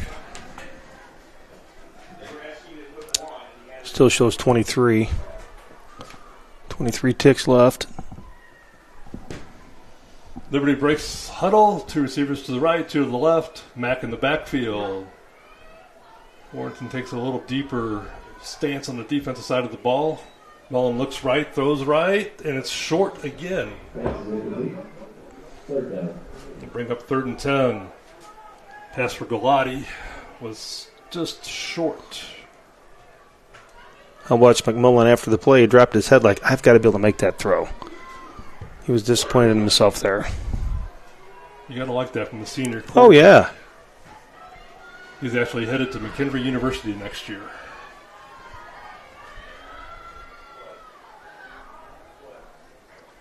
McMullen looks left, blitz off the left side. He gets the ball off quickly, and it is dropped. That'll bring up 4th and 10. Pressure was by Austin Haas. Haas blitzed off the right side, and McMullen didn't see it until just before he had a chance to get the ball off. And looks like Liberty's going to call 4th down as they're going to go for it, 4th and 10 here. With just 16 seconds left to go in the first half. Once again, Warrenton leading 14-13.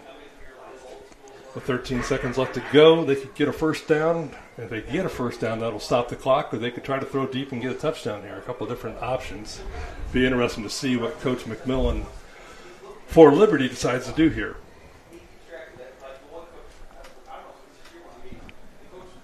Coach Coper for the Warriors done a great job making the defensive changes here after those first 2 possessions. Yes, indeed.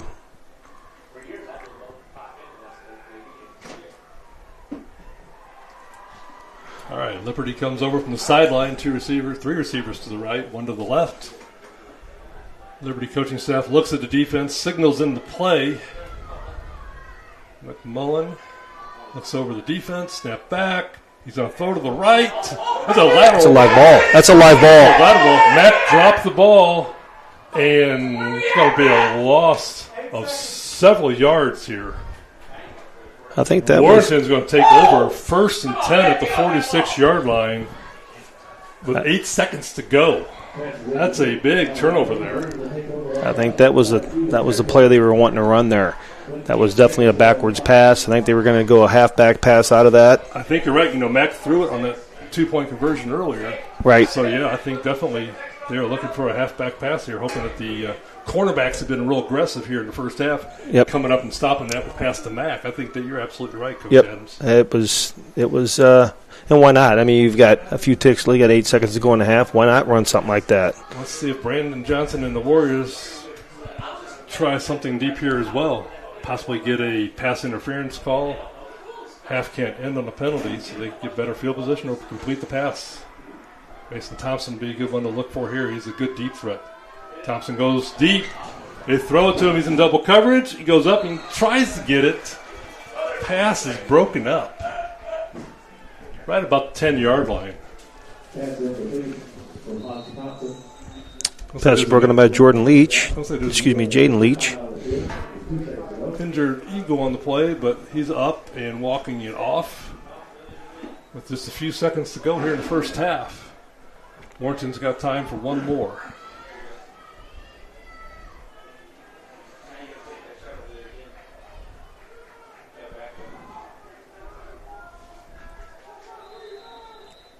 And Warrenton's going to take a timeout to talk it over here.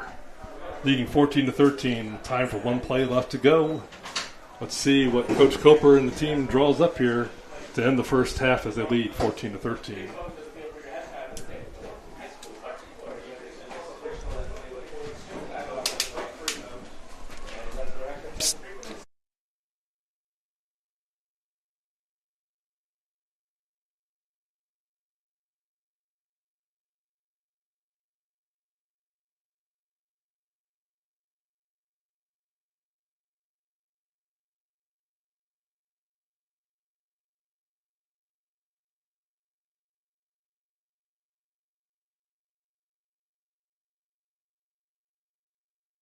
The Big Red breaks huddle.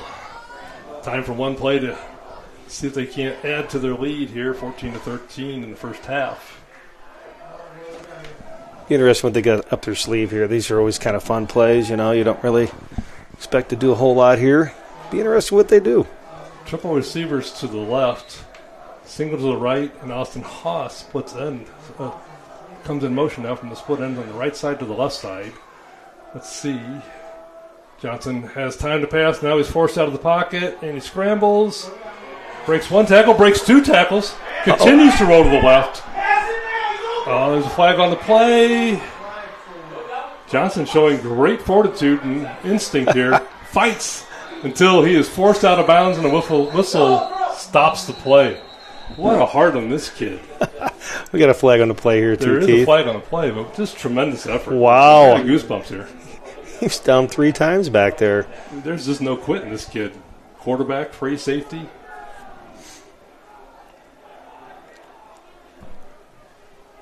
No indication what the penalties, what it's on. Well, They're waving it off. Picking it up with the penalty and the flag. And that's the end of the half. So, what an exciting way to end the first half, but with no score for the Warriors. But that still leaves your Warrenton Warriors, the Big Red, leading 14-13 over the Wentzville Liberty Eagles. We'll be back in just a few to start the second half.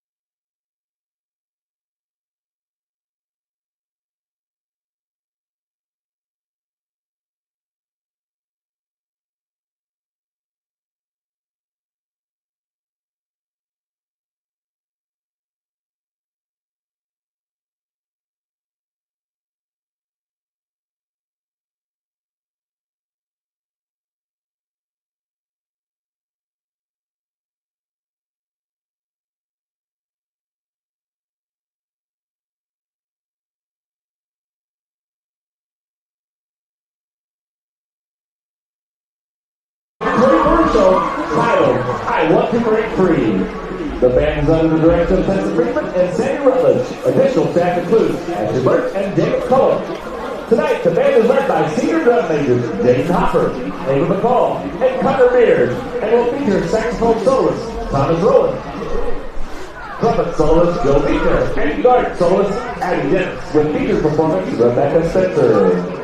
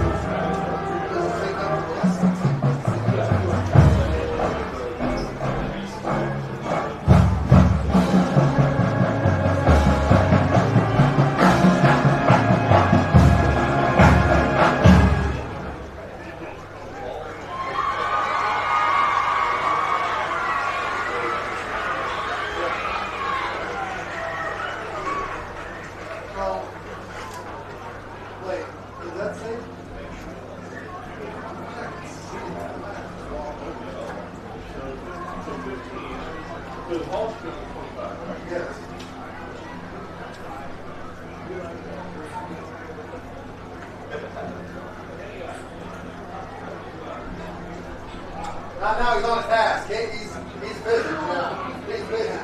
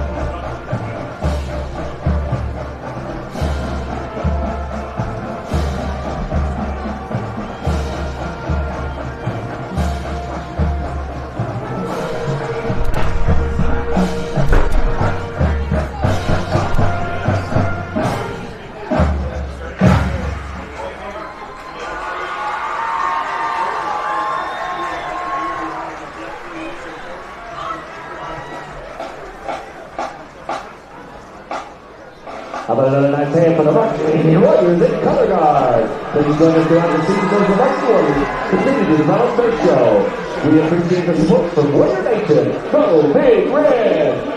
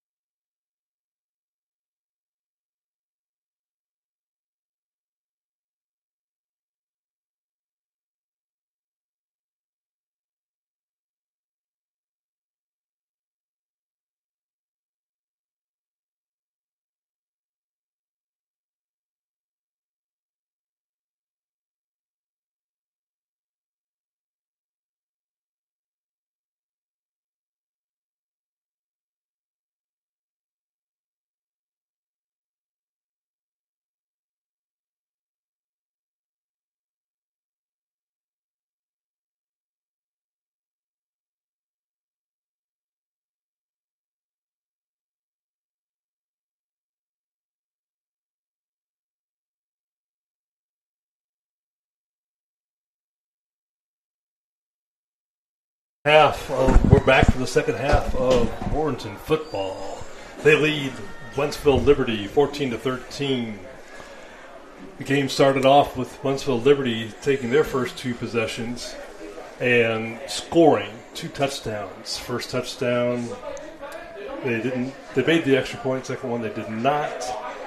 And they stopped Warrenton both times. But since then, Warrenton's made some key adjustments in their defense. Warrenton's defense has shut down Liberty's offense. And at the same time, that has spurred on and gave momentum to the offense. And Warrenton scored 1 touchdown in the first quarter and another touchdown in the second quarter. The first touchdown was a 65-yard pass to Mason Thompson, and the second one was a touchdown run by Austin Haas. So here we are getting ready to start the second half. Warrenton will kick off. Liberty won the toss, but deferred. And so they'll get the ball here to start the second half. We get a chance to see what happens with the Eagles, if they made some good adjustments. Warrenton seemed to be blitzing a little bit to stop not only the run, but also the pass, and had some success with that. I think that was the key, really, defensively for them. And since those first 2 drives by Liberty, Warrenton's defense has really stepped it up, and that's been the difference in the game so far.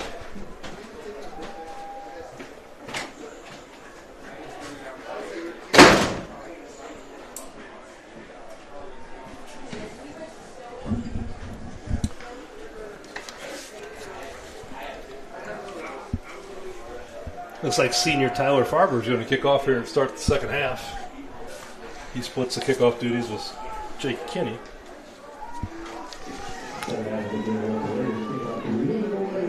And receiving for Liberty is Jaden Leach. And we're just moments away from this exciting, thrilling second half. Crowd raises to their feet. Farber gets ready to kick off and gives it a onside kick roll where it's going to roll out of bounds at about the 34-yard line. A little squib kick there. I wouldn't say it's an onside kick, but it's a little squib kick. Maybe got a little bit too much on it as it went out of bounds. He's trying to kick it off the defender there, or what? Looks like he tried kicking it right at somebody. Didn't touch anyone. Rolled out of bounds softly. Liberty's going to start 1st and 10 at their own 35-yard line.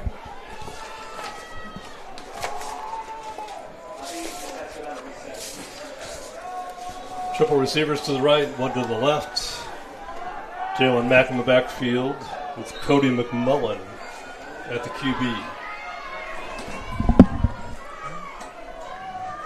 Fakes the handoff, keeps the ball, rolls to the right, and decides to throw. Austin Haas on the coverage forces out Caleb Orcutt. But Orcutt gets a gain of about 5 yards, making it 2nd and 10.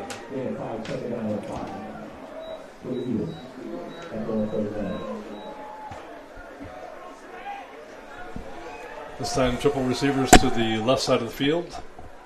Warrenton crowds the line of scrimmage on defense. And there's the blitz off the left side. McMullen gets the pass off.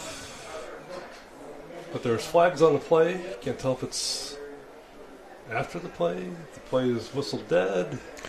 Flag was thrown in the air as the ball was in the air. And then the referee blew his whistle quickly. I don't know if we had a little confusion there. Right.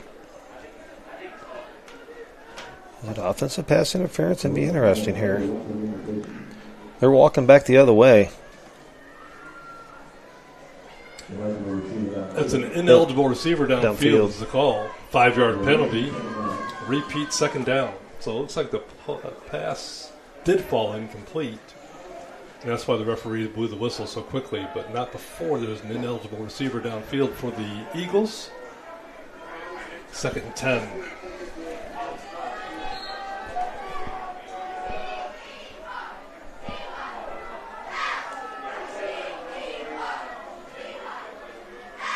Handoff to Mack over the right side.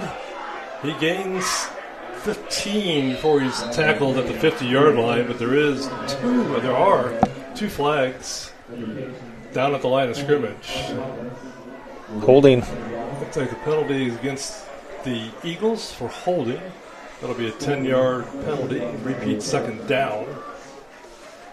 Could be the reason why he has so much space to run through on the right side of the line of scrimmage there. Because both the flags were right there where he ran through that hole. So two different referees saw that penalty. Probably a pretty good chance that occurred. 2nd and 20 now for the Liberty Eagles. After a good gain on first down, they've had 2 consecutive penalties that backed them up, making it 2nd and 20. Warrenton drops back in his own defense. McMullen drops back to pass, throws over the left side, Orcutt with the catch. Tackled by Peyton Dawson for the Warriors. Gain of about 7 on the play will bring up 3rd and 13. Nice little pitch and catch by the Eagles there. Nice tackle by Dawson as well. Nice form tackle there. Liberty goes quick here. Oh, and they went a little too quick. Looks like, yep. I think they saw the pressure coming. They felt it. That's their 3rd penalty on this first drive. Once again, 5-yard penalty, bring up about 3rd and 20.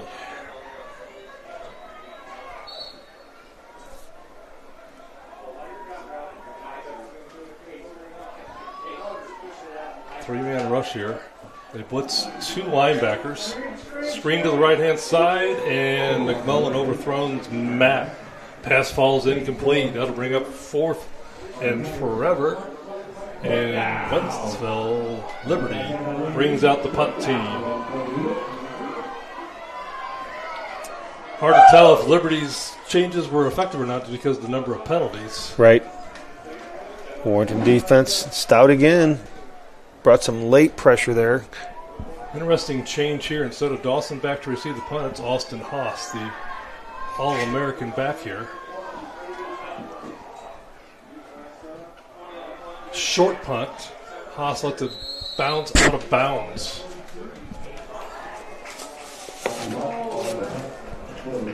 Referees mark the ball down at the 40-yard line, 41-yard line.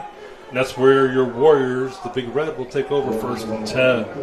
So the Warriors' defense stands stout once again to begin the second half. Let's see what Coach Coper has done to make any changes for the offense. After 2 touchdowns, one late in the first quarter and one early in the second quarter, they've kind of fizzled out a little bit as well. It's like the Eagles' defense kind of saw what they were doing. So a little chess match going on here. Good field position here for Warrenton to start the second half, their first drive. Johnson throws the ball to Haas, who drops the ball. Well, he's close to a lateral, but he falls on it, and the referee signaled that it was an incomplete pass, so it was not a lateral. 2nd and 10. That was close. It was close. It was right down the line.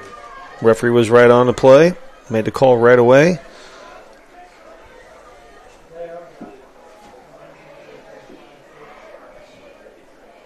Both defenses have been effective at stopping the strength of the other team.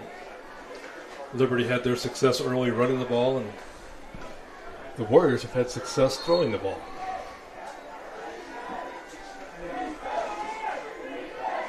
Before the play can be snapped, the referees signal they want the play clock to restart, I believe. A little confusion on the sideline.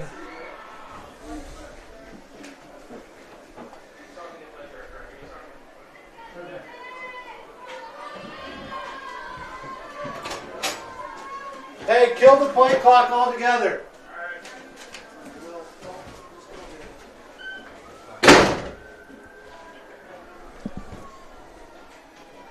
Sounds like they're having problems with the play clock, so they're going to keep the time on the field for the play clock for the time being at least. Once again, the Warriors have a 2nd and 10. This is their first possession of the second half after stopping Liberty on their first possession of the second half. Warrenton sends triple receivers to the left, single to the right. Haas joins Johnson in the backfield in the shotgun formation. Liberty's crowding the line of scrimmage. Haas goes in motion to the left. Johnson fakes left, goes right, keeps it over the right tackle. No gain on the play. Tackle by Jack Ryan. Maybe a gain of 1 on that. Looks like they marked it. 3rd and 9. Looks like the defenses have had the better of it here to start the second half.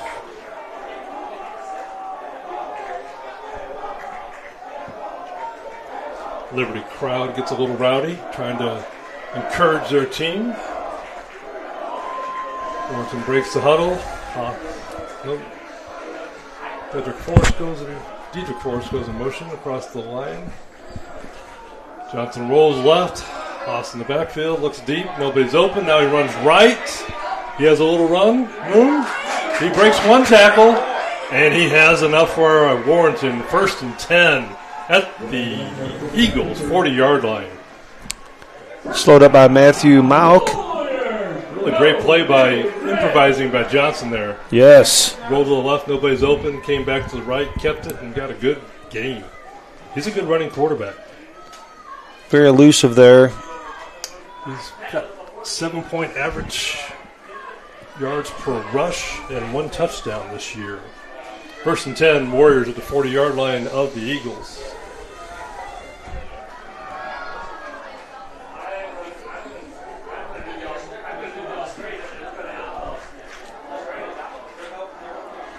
Johnson goes left, throws left, hits Peyton Dawson out in the flat. He breaks 1 tackle and is brought down after about a 7-yard gain. Tackle by Riley DeCaro. Almost looks like Warrenton's kind of using Austin Haas as a decoy here. Looked like they were going to pitch it to him there and decided not to. Yeah, the linebackers for Liberty are really keen on him, and by using him as a decoy, As they should. they are getting some players open. And Johnson's open when he's running the ball as well. And they'll lull you to sleep with that, and then they're going to give it to Haas, and hopefully he'll break a big one. 2nd and 4 for the Warriors. Dawson comes in motion. Fake handoff. Johnson keeps it up the middle, breaks a tackle, breaks 2 tackles, and is brought down by his toes. 1st down for the Warriors, though. Brandon Johnson got the first 2 first downs of the second half. Number 2 is doing it all. Tackled by Ben Landrum.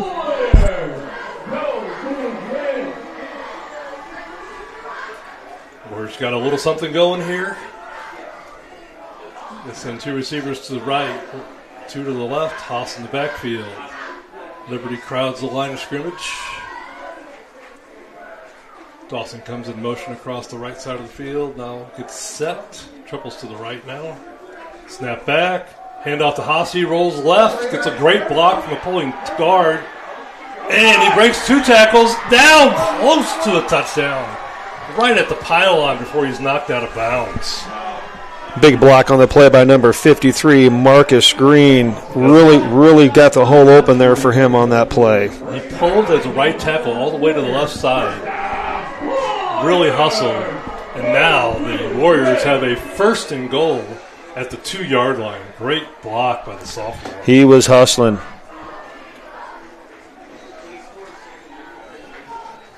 Warrenton huddles this time. They break the huddle. Johnson lines up under center. Last time I did this, they sneak the ball. They sneak it again this time. Behind center, Jack Morris. I don't think they're going to mark him short this time. Looks like he got a yard on the play. 2nd and goal from the 1.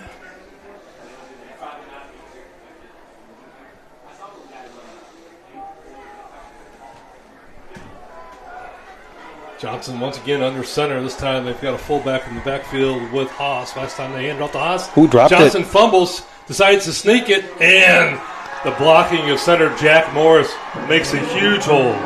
Morris and Kyle Locke just made a hole that Johnson, after bobbling the fumble, could just still run forward and get the Warrior touchdown to take a 20-13 lead here.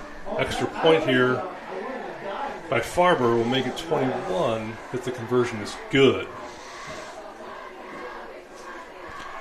Almost dropping the ball almost to his benefit. I mean, it gave the line chance to move the defensive line out of the way and gave him some time to recoup and fall forward for a touchdown. Exactly. Jack Morse there, the junior, Kyle Locke, the senior, just blowing back the Liberty line of scrimmage there. All right, ready for the extra point. Morris with the snap, Johnson hold, Farber the kick, and it's no good. So, 20-13, each team has missed an extra point here. But your Warrenton Warriors have a 7-point lead to start third quarter. Really nice to see the Warriors come out and take that first possession and go and get themselves a touchdown to reestablish their momentum, give the defense a little fire in their belly to know that we got this going now. Let's keep it going. Farber's setting to kick off.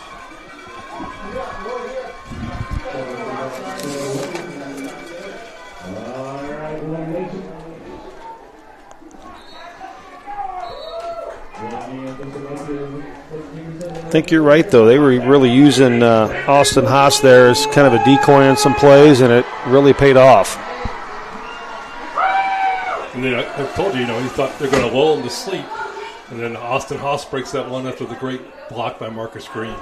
Here's the kick by Farber. He squibs it again. This time it goes a little further. It's going to be real close to staying in bounds, but it rolls out of bounds softly at the 20-yard line.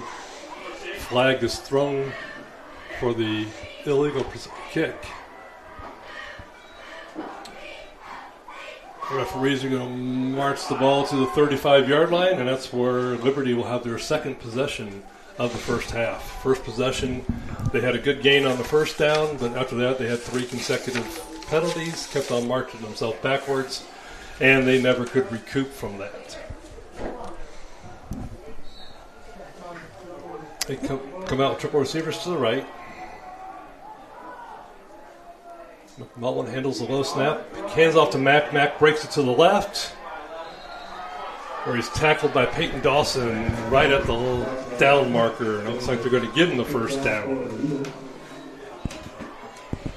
So now we see Liberty going back to what they did well in the first half. Right. You talked about that earlier, as far as the run was good to him early in the game. Snap back, hand off to Mack again. He goes up the middle, and he's got a lot of resistance.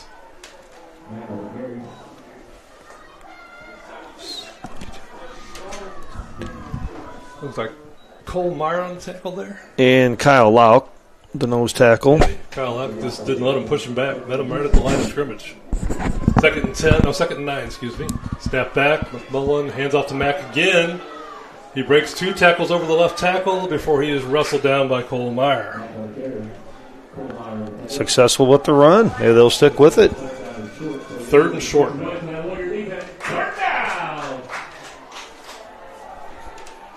Tell you what, Jalen Mack gets running it. He's hard to bring down. He's shifty. Especially in an open field. Yes. McMullen throws over the right side. Orcutt with a catch, and he breaks the first tackle before he's tackled just past the first down marker. That'll be a 1st and 10 for the Eagles. Looks like there might be an injured player on the play. By the time the coaches get up and out there, the player is standing up and walking off on his own now. Sub comes in. We'll start 1st and 10 for the Eagles at the Warrior 40-yard line. Caden Shore on that tackle. Good hustle by him. He came from a long ways to go track him down.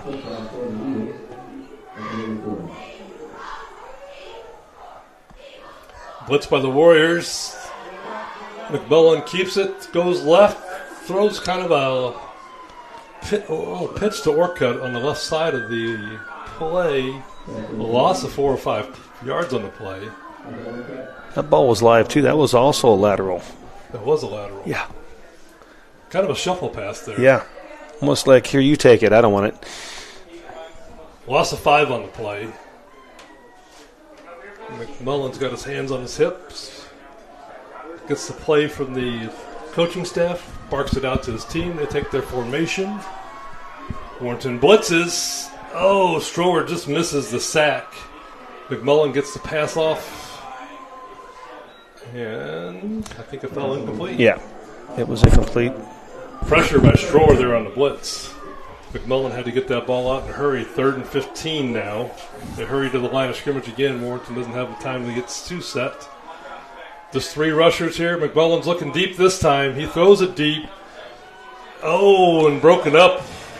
No, actually intercepted. It fell right in his lap. Number 20, Peyton Dawson. Peyton Dawson broke up the pass with his 2 hands, and as he's falling to the ground, the ball literally falls right down into his hands. He intercepts the ball, holds on to it. 1st and 10 for the Warriors at their own 5-yard line. I think initially it hit off of him, hit off the receiver, and then as he was falling to the ground, it laid right on top of him. Well, that is tremendous concentration. Yes. Dawson, another one of those two-way players for the Warriors. Plays wide receiver on offense and a defensive back on defense. And he's also the kick return. Timeout for the water break here in the second half, with your Warrenton Warriors leading 20-13. Warriors defense steps up again. 4:49 to go in the third quarter. They have really made the difference in the game with their defense. They really have. Timely blitzes and allowed to stop that run when they had the momentum going with the run with Jalen McMack up the middle. Interesting that Liberty didn't continue with him. They were so successful with him running the ball at that time on that series, but Warrenton will take over, like you said, at their own 5. And it's a great point, Coach. And, essentially the interception is basically the equivalent of a punt here. Right. But the Warriors are going to start deep in their own territory. 1st and 10 at their own 6, looks like it's marked.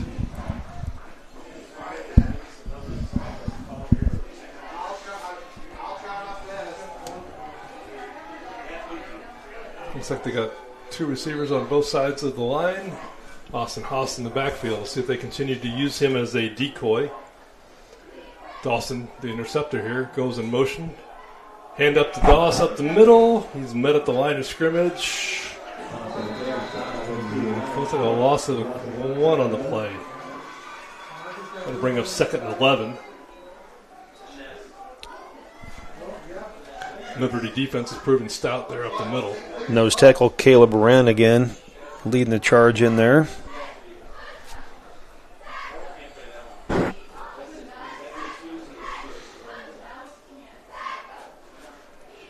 This time Warrenton breaks the huddle with triple receivers to the right, single to the left. Haas in the backfield alongside Johnson. Johnson fakes the handoff, rolls right, throws right, pass completed.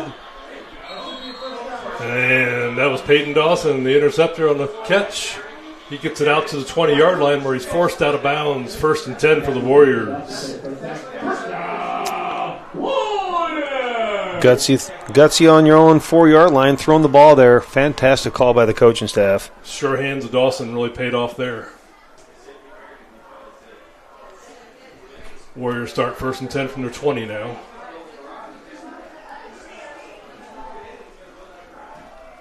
It's like Liberty's a little off the line of scrimmage for the first time in a while. Not really crowding it. Let's see if they make the adjustment and run the ball here. Johnson rolls left, throws left. Completed to Peyton Dawson again. Gain of about 7 on the play before he's forced out of bounds. Tackle by Carson Strutman, currently the 2nd leading tackler on the team. Gain of 8 on the play. Make it 2nd short for the Warriors.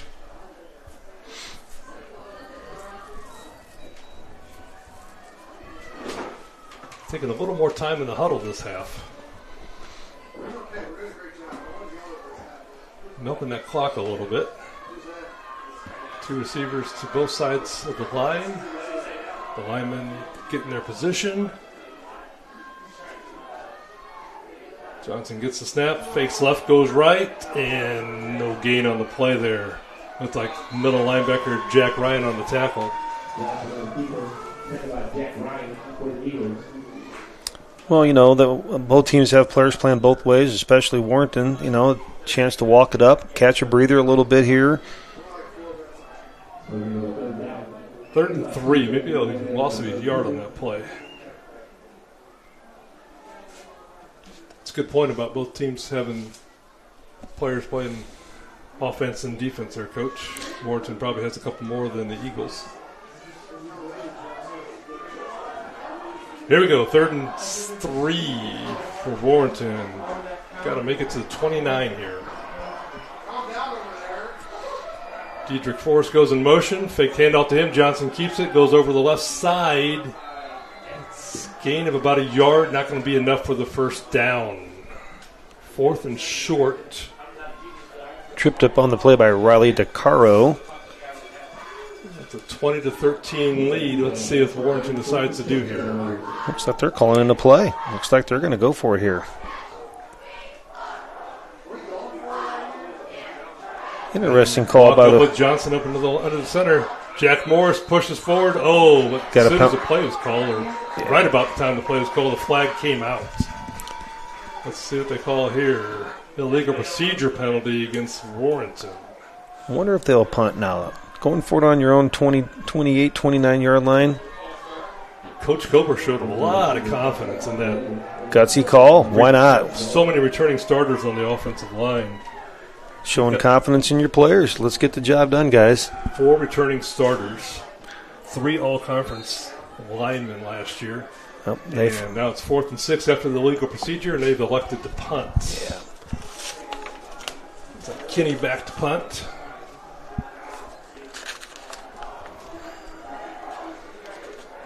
Snap back. Kinney handles it. Gets a good punt off this time. And Liberty's going to let it roll. And we get the Warrenton Warriors get about a 20-yard roll all the way down to the 26-yard line. Huge punt there. I tell you what, for Warrenton starting to throw on the 5-yard line to get out of that hole, you know, run some time off the clock like we said earlier, get a great roll in the punt, and, you know, all the way down to the 28-yard line. That's huge field position there, Keith. Absolutely. You know, Kenny's been averaging 43 yards on his punt coming into the night's game and struggled a little bit, but there he showed you why he can really boom that ball. That was huge. With 54 seconds left to go in the third quarter, Liberty has their third possession of the second half. It's like blitz off the left side of the line. Oh, and they nail Mack in the back. They're not going to let him get started running this possession. Strower and Haas on the tackle. Both linebackers just blitz on the left side. Also, Javon Jones in as well. Loss of 1 on the play. See if they go back to Mack or they come back with the pass here. A little confusion in the backfield. McMillan comes up under center and then backs away. Snap back, hand off to Mack over to the left side. Strower misses him in the backfield, but he's tackled after a gain of a couple by Kyle Lauk.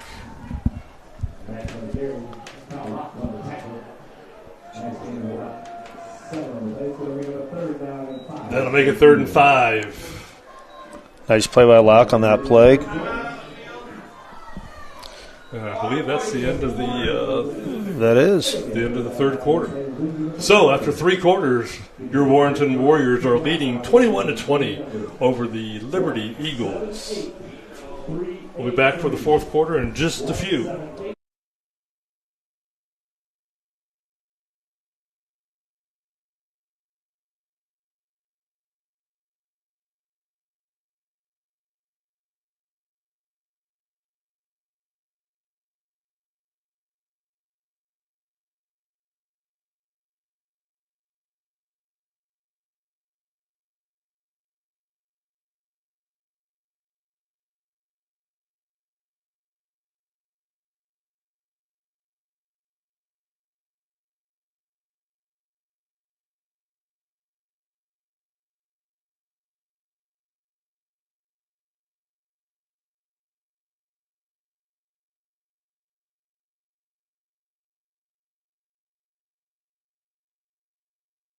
We're back here for the fourth quarter. I'm sorry, I made a mistake earlier. The score is Warrenton 21-20.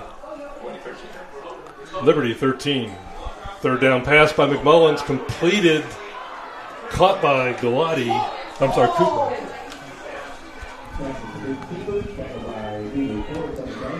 Forrest on the tackle there. But not after a first down. First and 10 for the Eagles at their own 44-yard line. With time running out on them, they are hurrying up their possessions. Every possession is going to be critical here, Keith. The handoff to Mack over the left side. He cuts back over the right side. He's got a little room to run. And he's brought down after a first down. By number 40, Javon Jones. Good hustle by Jones again. The Eagles are forcing Temple here. Yes, they are. Let's see if they stay on the ground with Mack or if they're going to pass it. He passes this time. Pass complete to Cooper. They looked like the Stroher might have stripped him of the ball there. Yeah, but it looks like they're calling him down. But once again, Cooper gets another first down for Liberty. First and 10 at the 25-yard line. Still going quickly for tempo.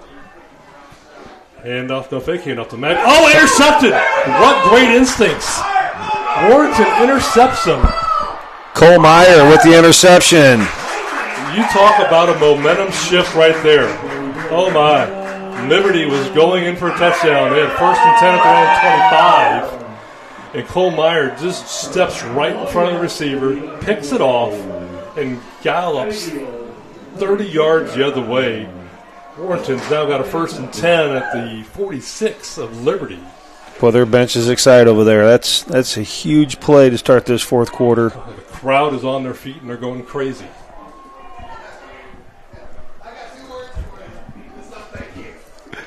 Let's see what happens next. That will certainly change momentum. Yes. Because the offense can keep it going. Like I said, they've tried to milk the clock here. Maybe going at a little faster tempo might get a first down, but their clock management has been excellent in the second half. Yes. That third quarter went by very quickly.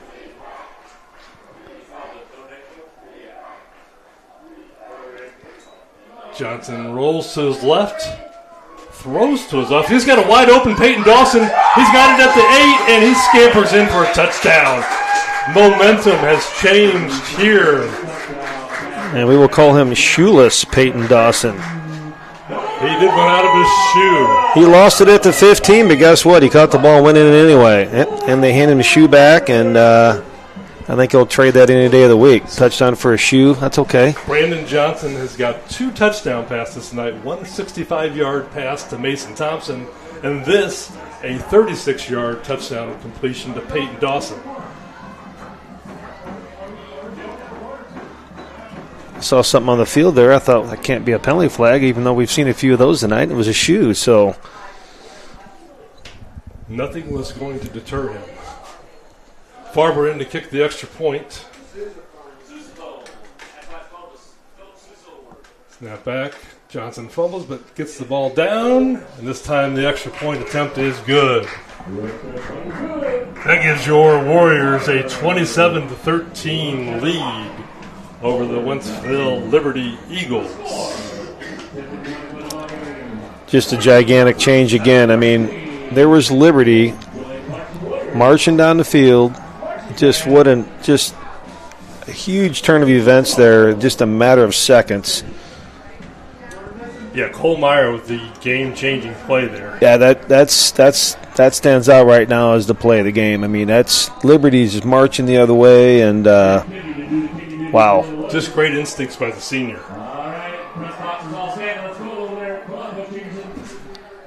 10:51 to go in the game. Liberty still has time. I mean, they can continue what they were doing that possession, you know. Sophomore Kinney in to kick this time.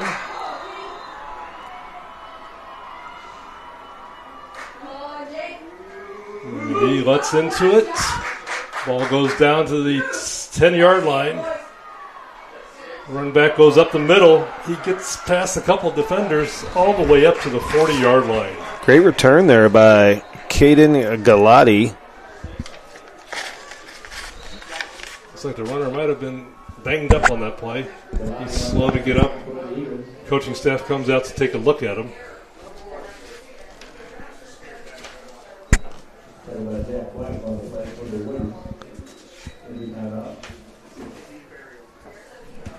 During this injury timeout, we want to remind you that the Warriors volleyball team returns to action next Tuesday at Wentzville High School.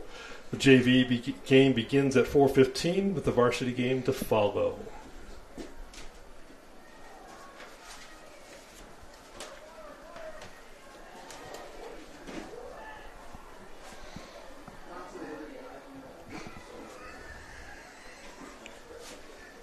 That's 27-13 is your score. 10:45 to go left in the game.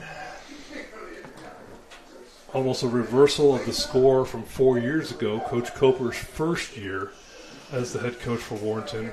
When the Liberty Eagles last played them, Liberty won 28-14.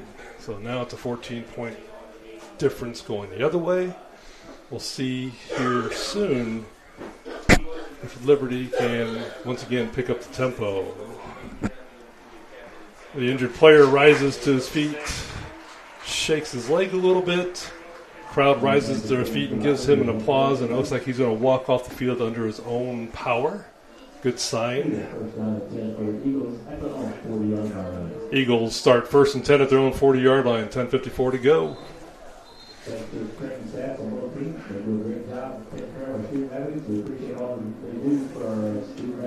Defense for Warrenton comes out. They're excited. They hustled out there. They're like, let's go. They've been on point here for quite some time. This time, 2 receivers to the left, 2 to the right. Mack in the backfield. They fake to Mack. Warrenton blitzes, and they get McMullen in the backfield. Strower in the backfield tackles McMullen, but there is a flag on the play. And it looks like the quarterback for Liberty might be injured on the play as well. He's definitely down. I think we had another helmet-to-helmet shot there. Quarterback was going, caught his feet, was kind of going down. It's kind of one of those plays. He's trying to stay up, and I had the same play earlier. I was thinking the same thing, Then he starts to slide down, and once he slides down, the defensive player is pretty much already launched. Right. And was going down to take out his, lower extremities, his knees, his ankles, his lower calf, if you will, to bring him down.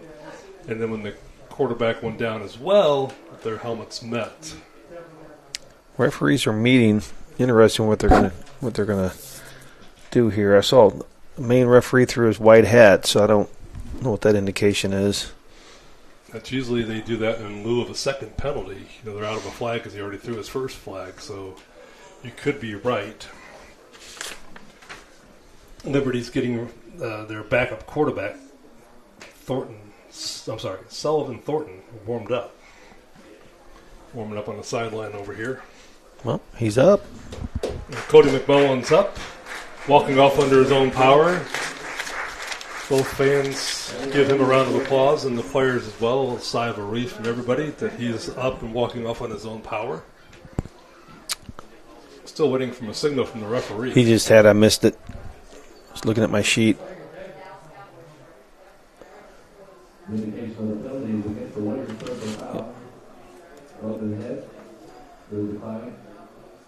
He called a personal foul, helmet-to-helmet contact against the Warriors, and then he called an unsportsmanlike penalty against the Warriors as well.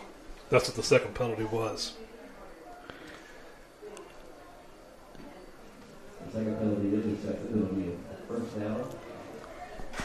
Interesting. 46 Stroger heads to the sidelines. I wonder what the penalty was on him.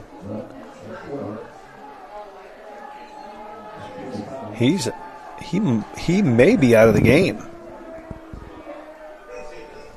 And this is a major penalty. The ball all the way from the 35 of Liberty all the way down to the 30 of Warrenton. I think Stroher is on the sideline. He may be done for the evening. He's got his helmet on his hip. You could be correct. Sullivan Thornton now the quarterback for Liberty. Snap back to Thornton. He comes out throwing on his first possession. Completes the pass to Jadon Leach. Gain of 8 on the play. So Coach McMillan showing a lot of confidence in his backup quarterback here. Tackled by Jeremiah Montgomery, sophomore. Sullivan gets the snap, hands off to Mack, and Mack goes over the right side, cuts back to the left. Still going. Another tackle. Gets it all the way down to the 1 or 2 yard line. What a great run by Mack. Well, he's shifty. That's a fantastic run by him. You give him some space, he's hard to bring down. Sullivan comes out at quarterback, and looks like Mack's going to be the wingback here. He takes the snap, goes over the right side behind the big offensive lineman, and close to a touchdown, but they're going to rule him short. That'll bring up second down. Caden Schroer was back in the game, so I don't know what was going on there. I saw him in on that play, so who knows. 27-13, 9:37 to go in the ball game.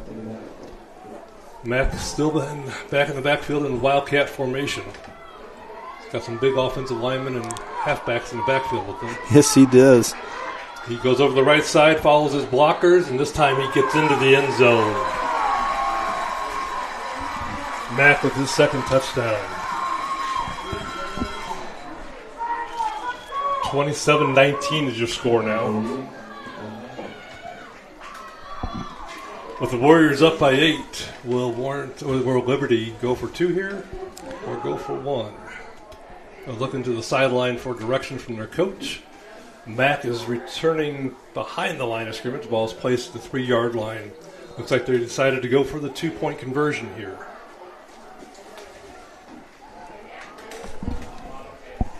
Mack has completed 4 2-point conversions this year, so I think there's a pretty good idea who's going to get the ball here. He's not afraid to throw it, though, either. He rolls left, throws it left, and is complete. It's a number 93. Love it. That was Noah Foch, wide receiver, with the catch. So Mack passed the ball as he was rolling to the left.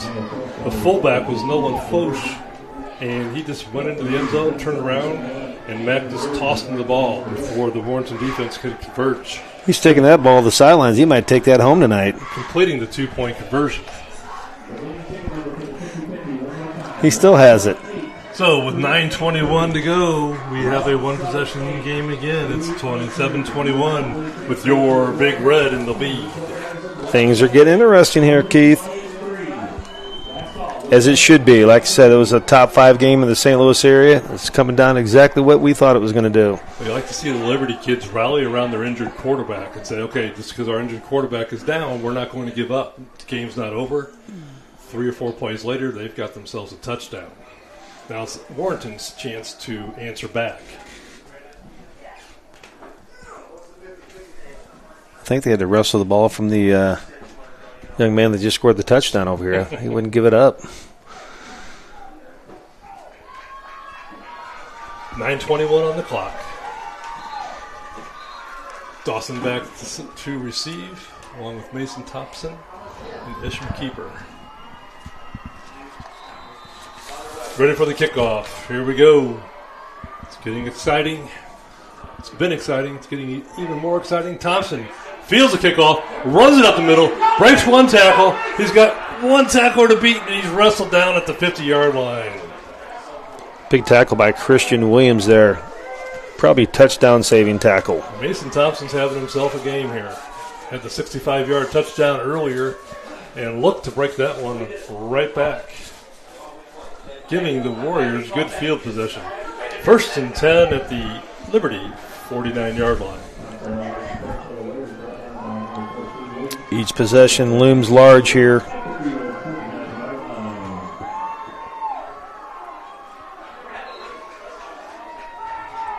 Johnson breaks the huddle. Haas in the backfield, triple receivers to the right. Thompson to the left. Haas now breaks out of the backfield and joins Thompson on the left side. Johnson in the backfield by himself. Liberty's defense is scrambling. Haas comes back around the right. They hand him the ball. He comes to the line of scrimmage where he's met by 3 Eagles. No gain on the play. DeMarco Starwood and Jack Ryan. Try to get the defense moving around. They had the defense out of position. They were guarding Haas kind of man-to-man there. So a little shadowed there. And even by bringing him in motion, Liberty was not fooled by that. Haas joins Johnson in the backfield. 2 receivers on each side. Defense is a little further back than usual. Dawson goes in motion, gets set. Johnson looks to throw, fakes the throw, rolls right, and now throws it over the head of Mason Thompson. Pass falls incomplete, stopping the clock.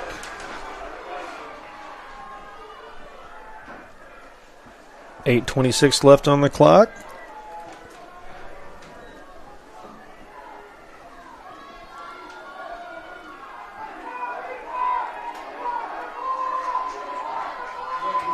Warrenton breaks the huddle, 3rd and 10. Thompson and Dawson over to the left. Haas in the backfield. Now Haas comes to the left side. Let's see if Johnson doesn't roll left. Johnson looks right, throws right, completes it. Close to the first down. That's Brody Reel, the junior. His 2nd catch of the season, 2nd tonight. Tackled by Ben Landrum. He had a little one-on-one coverage over there by Landrum. Warriors get 9 on it. It's going to make it 4th and short.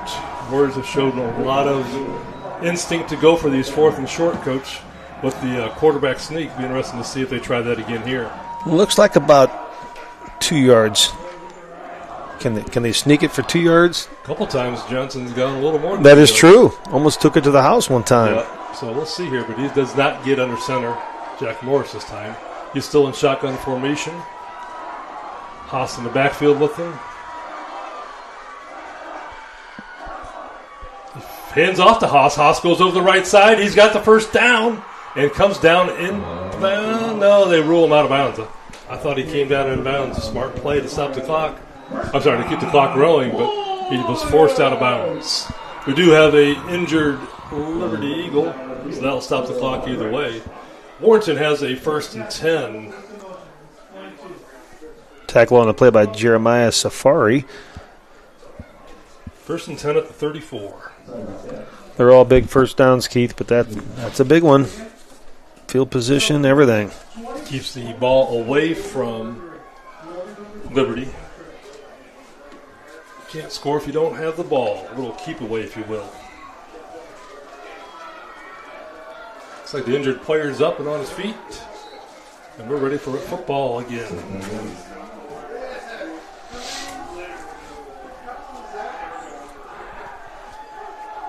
Warrenton breaks the huddles. 2 receivers on both sides. Haas in the backfield.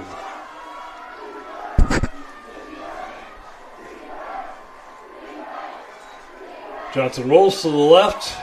Gets his feet set. Breaks the tackle. Rolls to his left. Further throws the ball just as he's hit. Hit the receiver in the hands.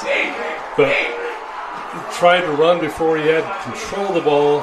And he took a shot on that play. Yeah, the quarterback Johnson took a shot in the chest. But he gets right back up. Yes, he did. Riley DeCaro just brought the heat that time and just leveled him on that throw. He stayed in there like he knew he was going to take a shot and still hit his man right in the numbers.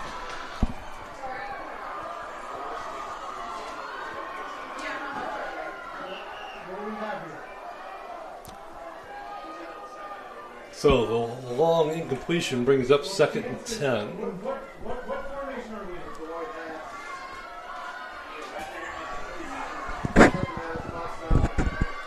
Johnson showing a lot of heart, just like he did in the first half. Fight until the very last end of the play.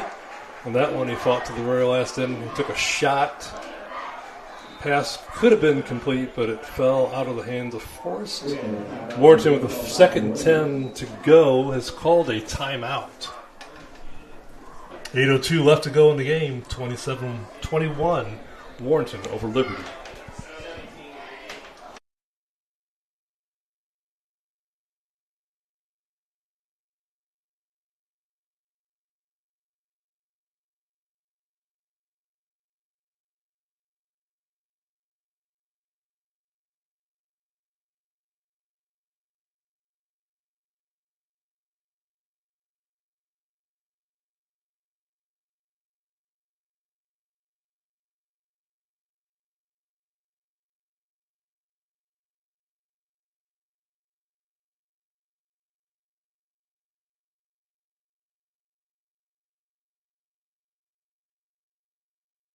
We're back. More Warrior action here.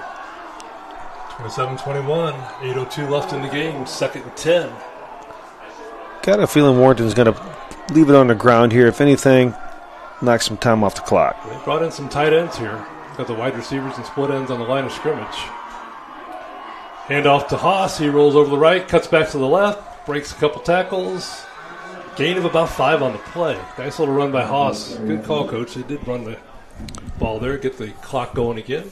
Tackle by Riley DeCaro. Gain of 4 on the play. 3rd and 6. Haven't seen the tight end Evan Shank in a while, but he is in the game now, and he was there on that play as well. He gives them a little better blocking on the line of scrimmage, a big, strong tight end. Mason Thompson's the wide receiver to the right of the screen.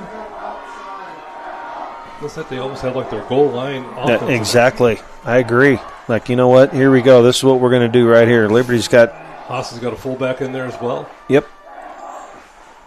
Hand off to Haas. He follows the fullback on the left, cuts back to the right, slips a little bit, breaks 1 or 2 tackles, and he stood up by 3 or 4, but he still got a good push from Evan Shank there to get him an extra yard. 4th down and 3.5 to go.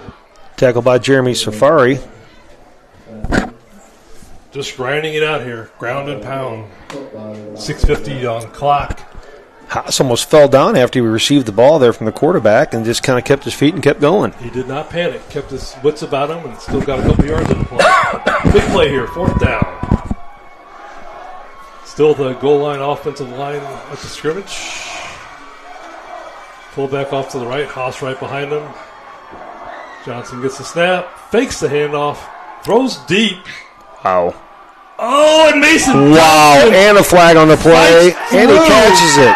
2 defenders to come up with a touchdown. What a play. A 27-yard touchdown thrown by Brandon Johnson. His 3rd of the game. There is a flag on the play.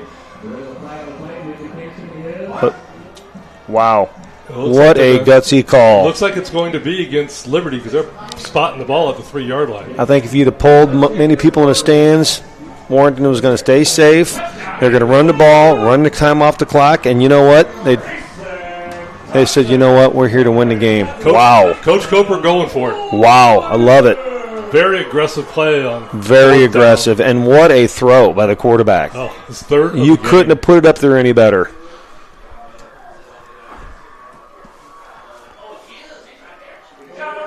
Score 33-21.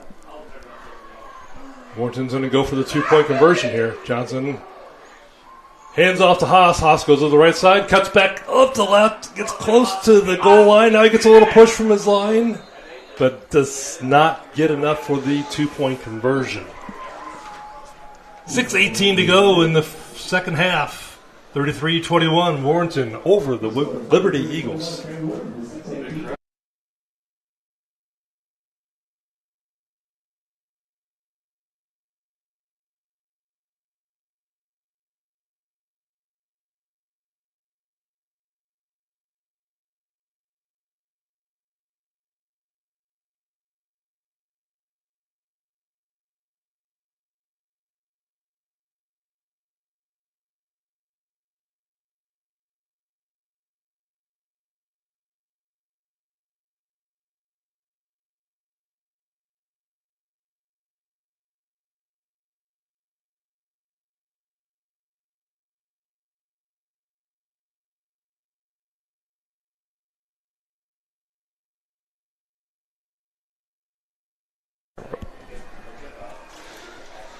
What an exciting game we have here.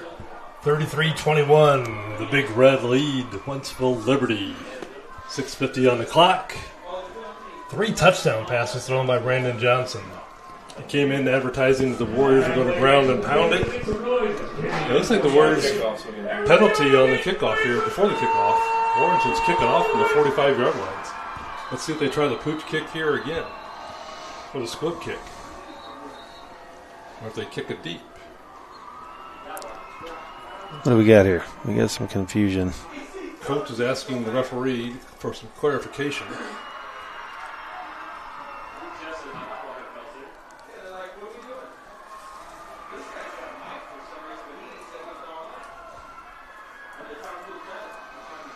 Referees are talking to each other.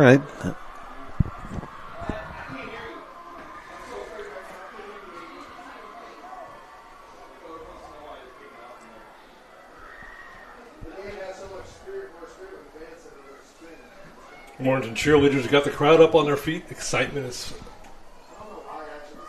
being shown by all the students and fans. Big crowd here at Warrenton tonight.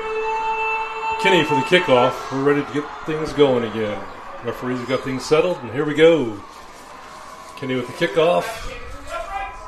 From the 45, he gives it a boot this time. No squib kick, and this goes out of the back of the end zone. Through the uprights. That was good from 45, Coach. Well, you got to add 45 and 10. That's a 55-yard kick. This sophomore's got a leg. How about that? Must be the green shoes. I need to get a pair of those. Where do you get those at? The end of the rainbow.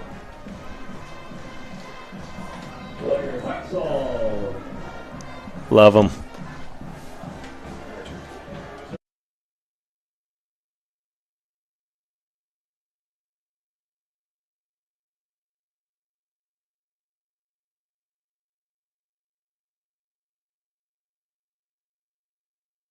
33-21. Liberty needs to score. They need to score in a hurry.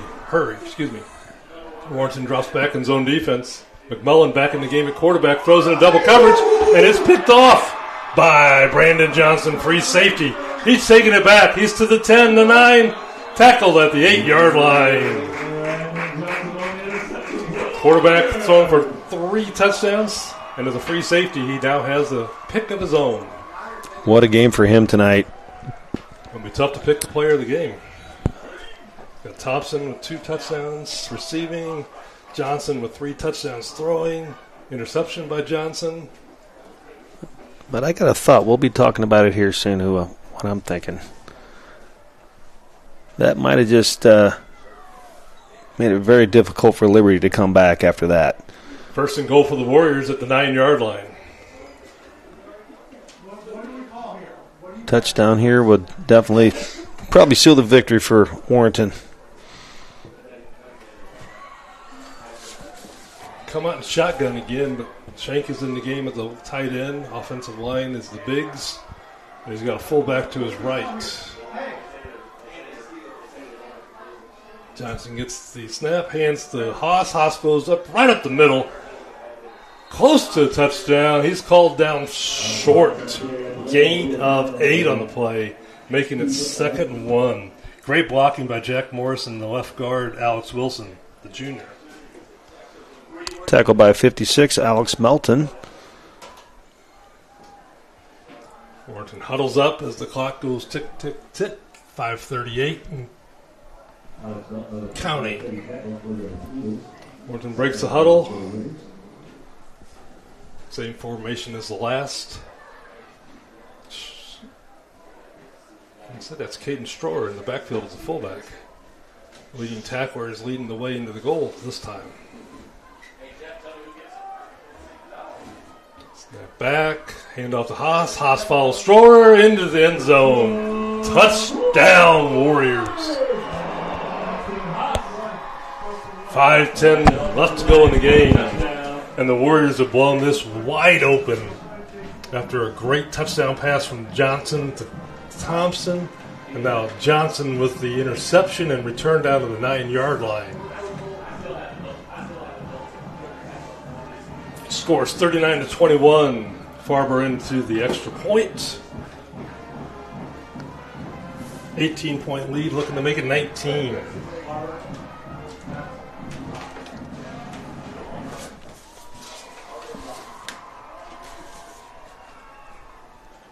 Johnson gets a snap, puts it down, kicks up, and it's good. So with 5:10 left to go in the game, your Big Red lead 40-21 over the Liberty Eagles. We'll be back in just a few.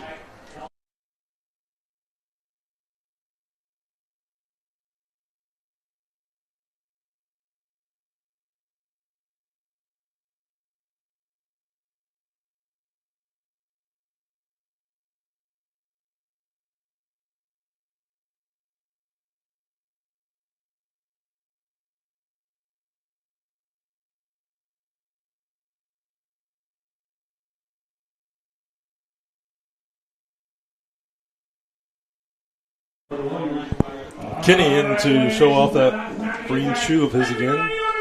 See if he can't kick it deep again or if he's going to give a little squib kick.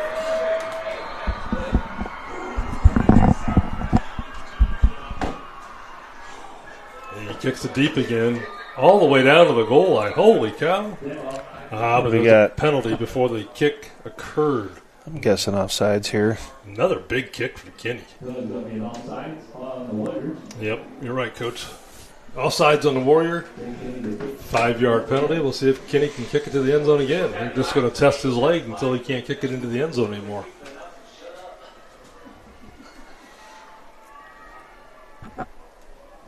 This time they're going to spot the ball at the 35.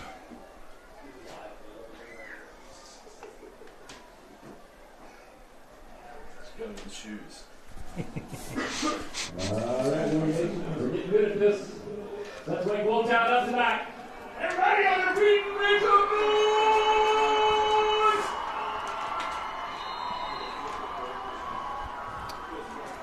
Kenny gets ready to kick. Kicks it high this time, a little shorter, down to the 20, where it's fielded, actually bobbled. Receiver breaks the first tackle, second tackle, gets it up to the 33-yard line and is brought down.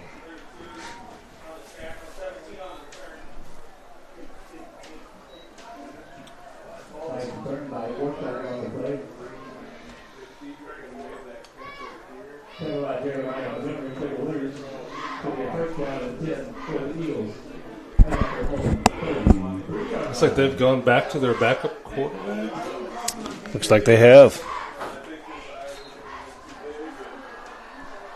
Sullivan Thornton back into the game for the Eagles.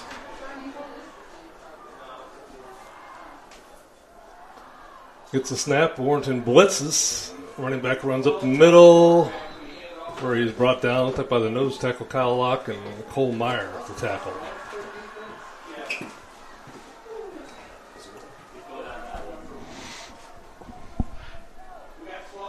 Gain of 1 on the play brings up 2nd down and 9. Quarterback Sullivan in shotgun formation. 2 receivers to the right, 1 to the left. A lot of motion on that play, but no flags. Throws out to the right, completed to Camden Cooper. Cooper gets it close to a 1st down, brought down by Peyton Dawson. Nice open field tackle by Dawson. It did mark that he got enough for the 1st down. That'll move the chains.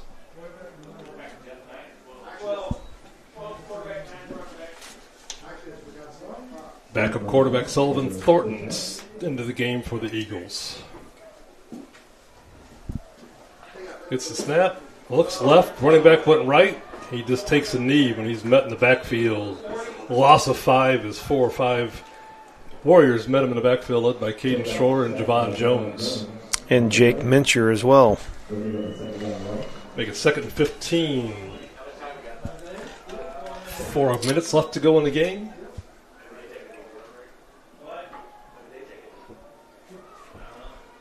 Thornton looks to the sideline and gets the play call.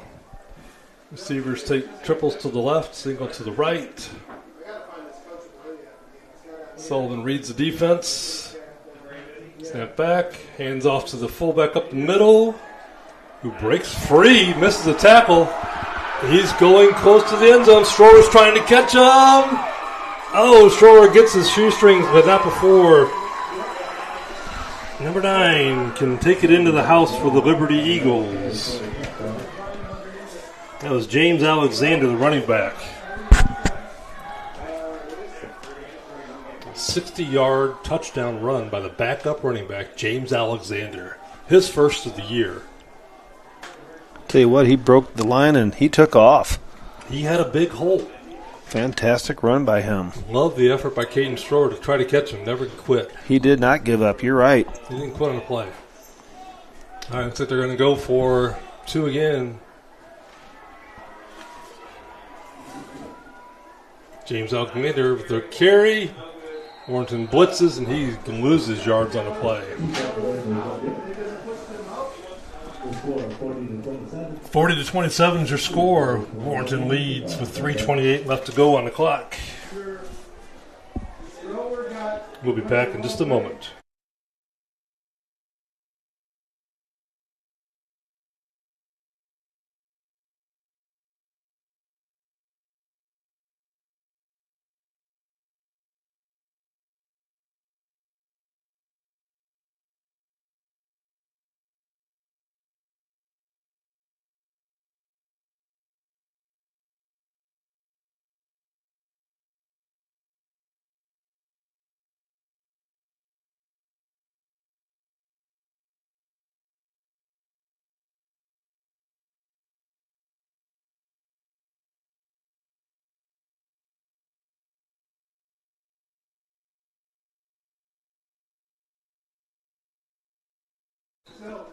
High school football is a thing of beauty.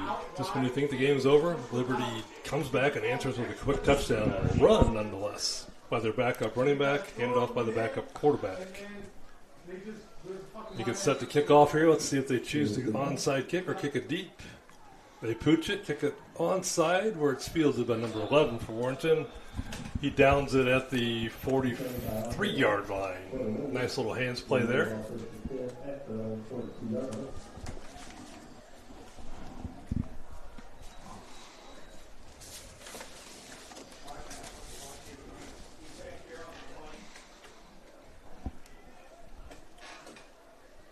.327 left to go in the game.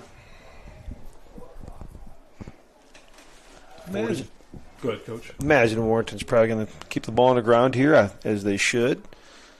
But we thought that earlier, too, and they threw a touchdown pass when we weren't expecting it either. So it's been a game of unpredictability tonight.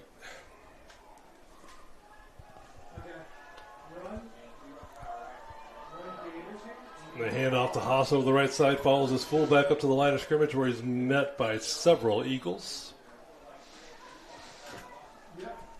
That gets the clock going for the fourth quarter. Caleb Wren on the tackle.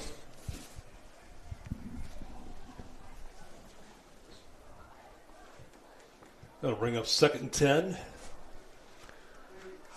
At this point, it's all about clock management. Walking slow to the line.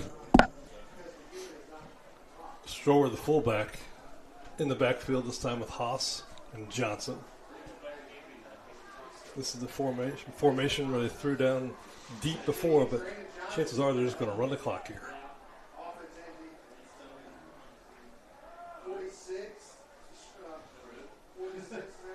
The linemen take their position, snap back, hand off to Strower this time. He runs left. Liberty takes a timeout. No gain on the play, 3rd and 10.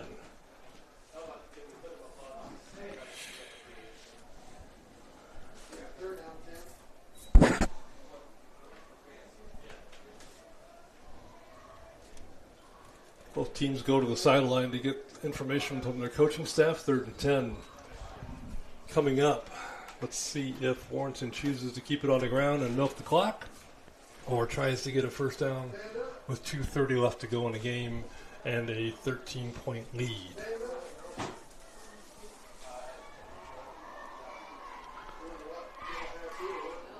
With 2:30 to go, I'm thinking 3rd and 10. I got a feeling they're going to keep it on the ground here, Coach. What you got? Well, we thought that last time. Yes, we did. For the 35-yard touchdown pass to Thompson. So nothing would surprise me tonight. Is it a full moon? I know it's Friday the 13th. That is correct. I forgot about that. Good call. It's a full moon. We've seen it all day. We sure have.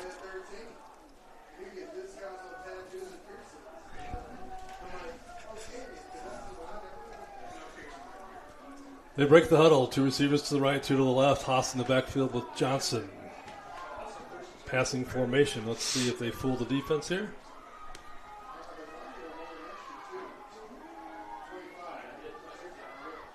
Johnson rolls right. Haas moves up to block, throws right, and it's incomplete. That'll stop the clock and bring up a 4th and 10. Looks like they're bringing out the punting team. 2:24 to go and a 13-point lead. Something we haven't seen a lot of from Warrenton is their punter. The green-shoed Jake Kinney back to punt. Gives Liberty the ball back here. Still over 2 minutes to play.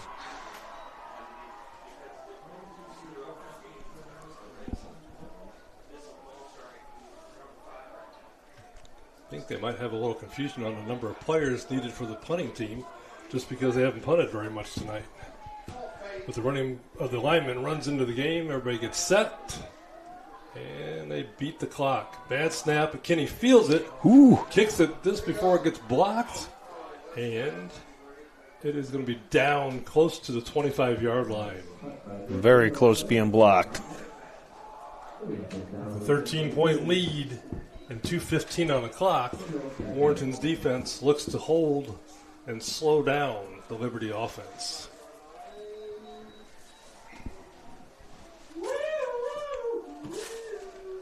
Liberty stays with the backup quarterback. Sullivan Thornton still in the game. Backup running back as well. James Alexander, who scored the long touchdown run last time. Let's see if they keep it on the ground and choose to air it out. Snap back. Sullivan Thornton looks right, throws right. A little miscommunication between him and the receiver. Receiver went long. Sullivan threw it short. Stops the clock. 2nd and 10.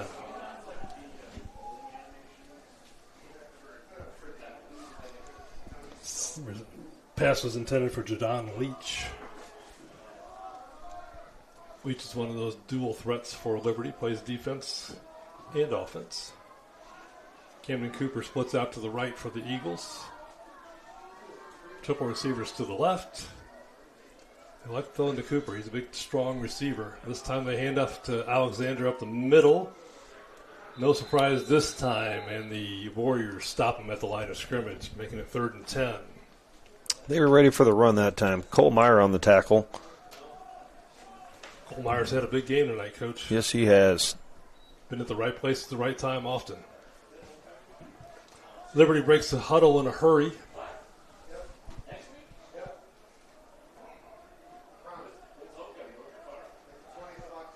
Thornton receives the snap, looks right, throws to Leach, and is broken up by Diedrich Forrest. What a big play. Kind of took his stance, ran backwards. Once the ball was thrown, he made a break on the ball on the receiver and got his hand in there to break up the pass. That'll make it 4th and 9. Looks like Wentzville is going to go for it on this 4th and 9 with time running out. Minute 35. And they take a timeout.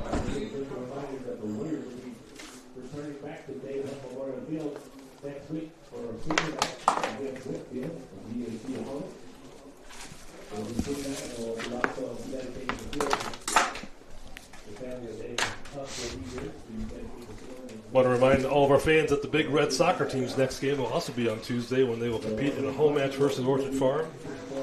The JV game begins at 5, and the varsity game is to follow. And also going on next week on Wednesday, September 18th, the Warrenton Lady Golfers return to the course in a home match versus the Washington Lady Jays. Come out and support your Warrenton sports.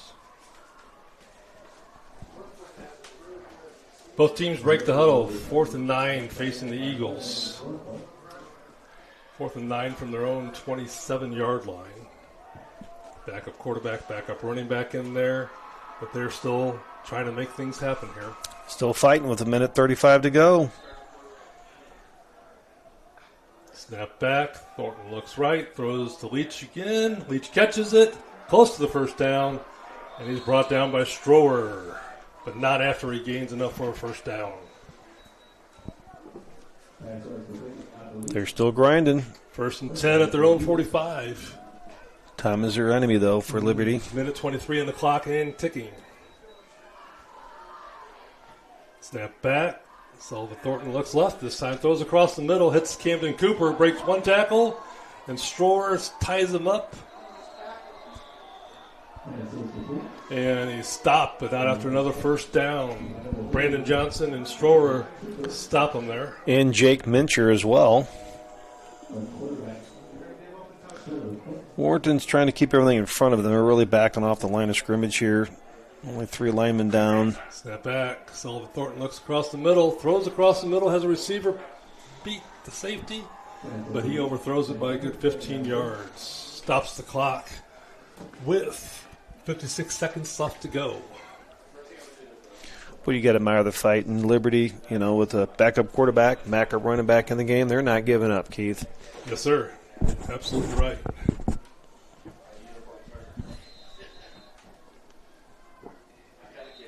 Warrenton's going to call a timeout. Give their players a chance to catch their breath and talk things over. As you said, Coach, probably talking about not letting anybody get behind them, keep the ball in front of you, tackle them in bounds, keep that clock rolling. Right. Especially with 56 seconds to go in the game.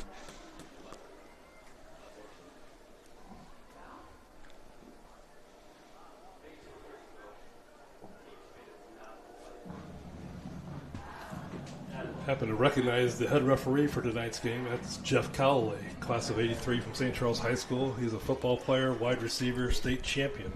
Basketball official. 1982 football team. Baseball umpire as well. He does it all. Recently retired from the police force. I didn't know that. Both teams break the huddle. I want to thank Officer Calloway for all of his help with not only being a police officer, but also being a great official referee. Always a smile on his face. Glad to see you. Here we go. We got action. Snap back. Thornton. Oh, Strower forces Thornton out of the pocket. He rolls right and gets out of bounds to stop the clock right about the 30-yard line, but there is another flag on the play. Strower on the blitz really forced Thornton out of the pocket. He was running for his life there.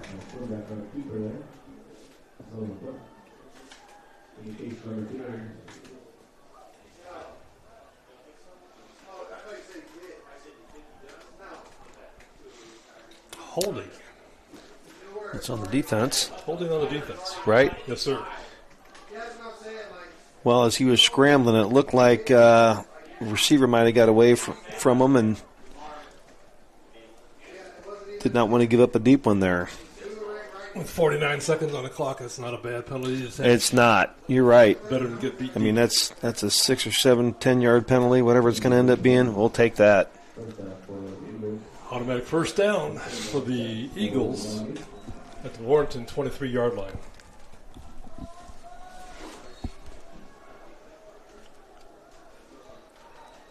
Warrenton looks over the defense, takes the snap, looks over to the right, throws right, and the pass is complete. And a touchdown by Camden Cooper for the Eagles. Well, Wentzville Liberty is definitely not giving up. They have really just rallied around their backup quarterback, and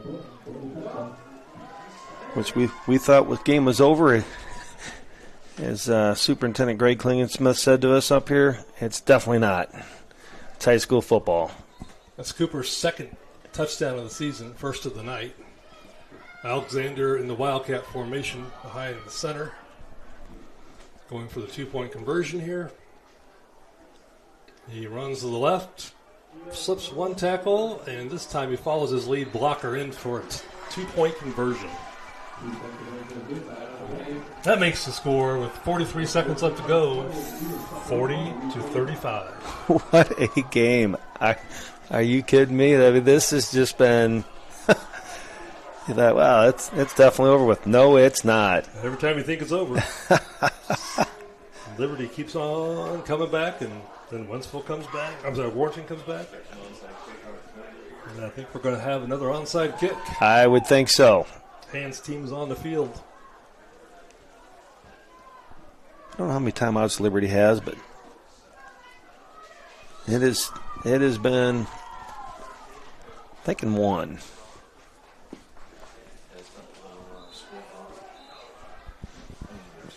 Peyton Dawson and Austin Haas have moved up to the second line on the receiving team. Yeah. Mason Thompson's back there as well.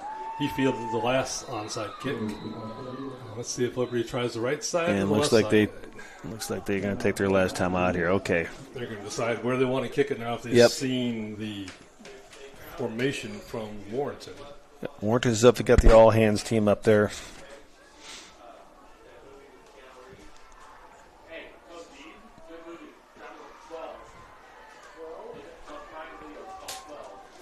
They know what's coming. Sometimes that throws a little anxiety on you. You know what's coming. You have to catch the ball here when it's kicked to you. You know that puts a little pressure on them.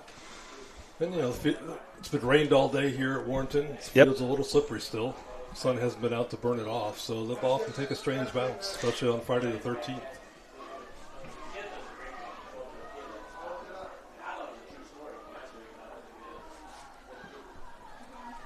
Not seen a cat running around tonight yet, so I think we're good. But this is big right here. Big play coming up here. Warrenton just needs to fall on the ball to secure the victory. Here comes the kick. He's going to kick it to the same side. This time it's in the air. 17 comes up and fields it and catches it cleanly. He kicked it to the first line. Nice little pooch kick, kicked it up high in the air. But Warrenton's number 17 was able to secure the reception and probably secured the game for the Warriors here, leading 40-35 with under a minute to go. Brody Reel with that catch. Brody Reels had 2 catches tonight, and then he secured the kickoff there to secure the victory. That was huge.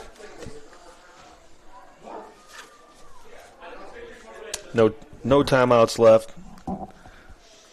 42 seconds on the clock. Looks like Warrenton's going to take a victory formation. Johnson gets underneath the center. He's got Dawson and Haas in the backfield just to make sure there's no fumble at the snap. Looks like Liberty might have jumped off sides. And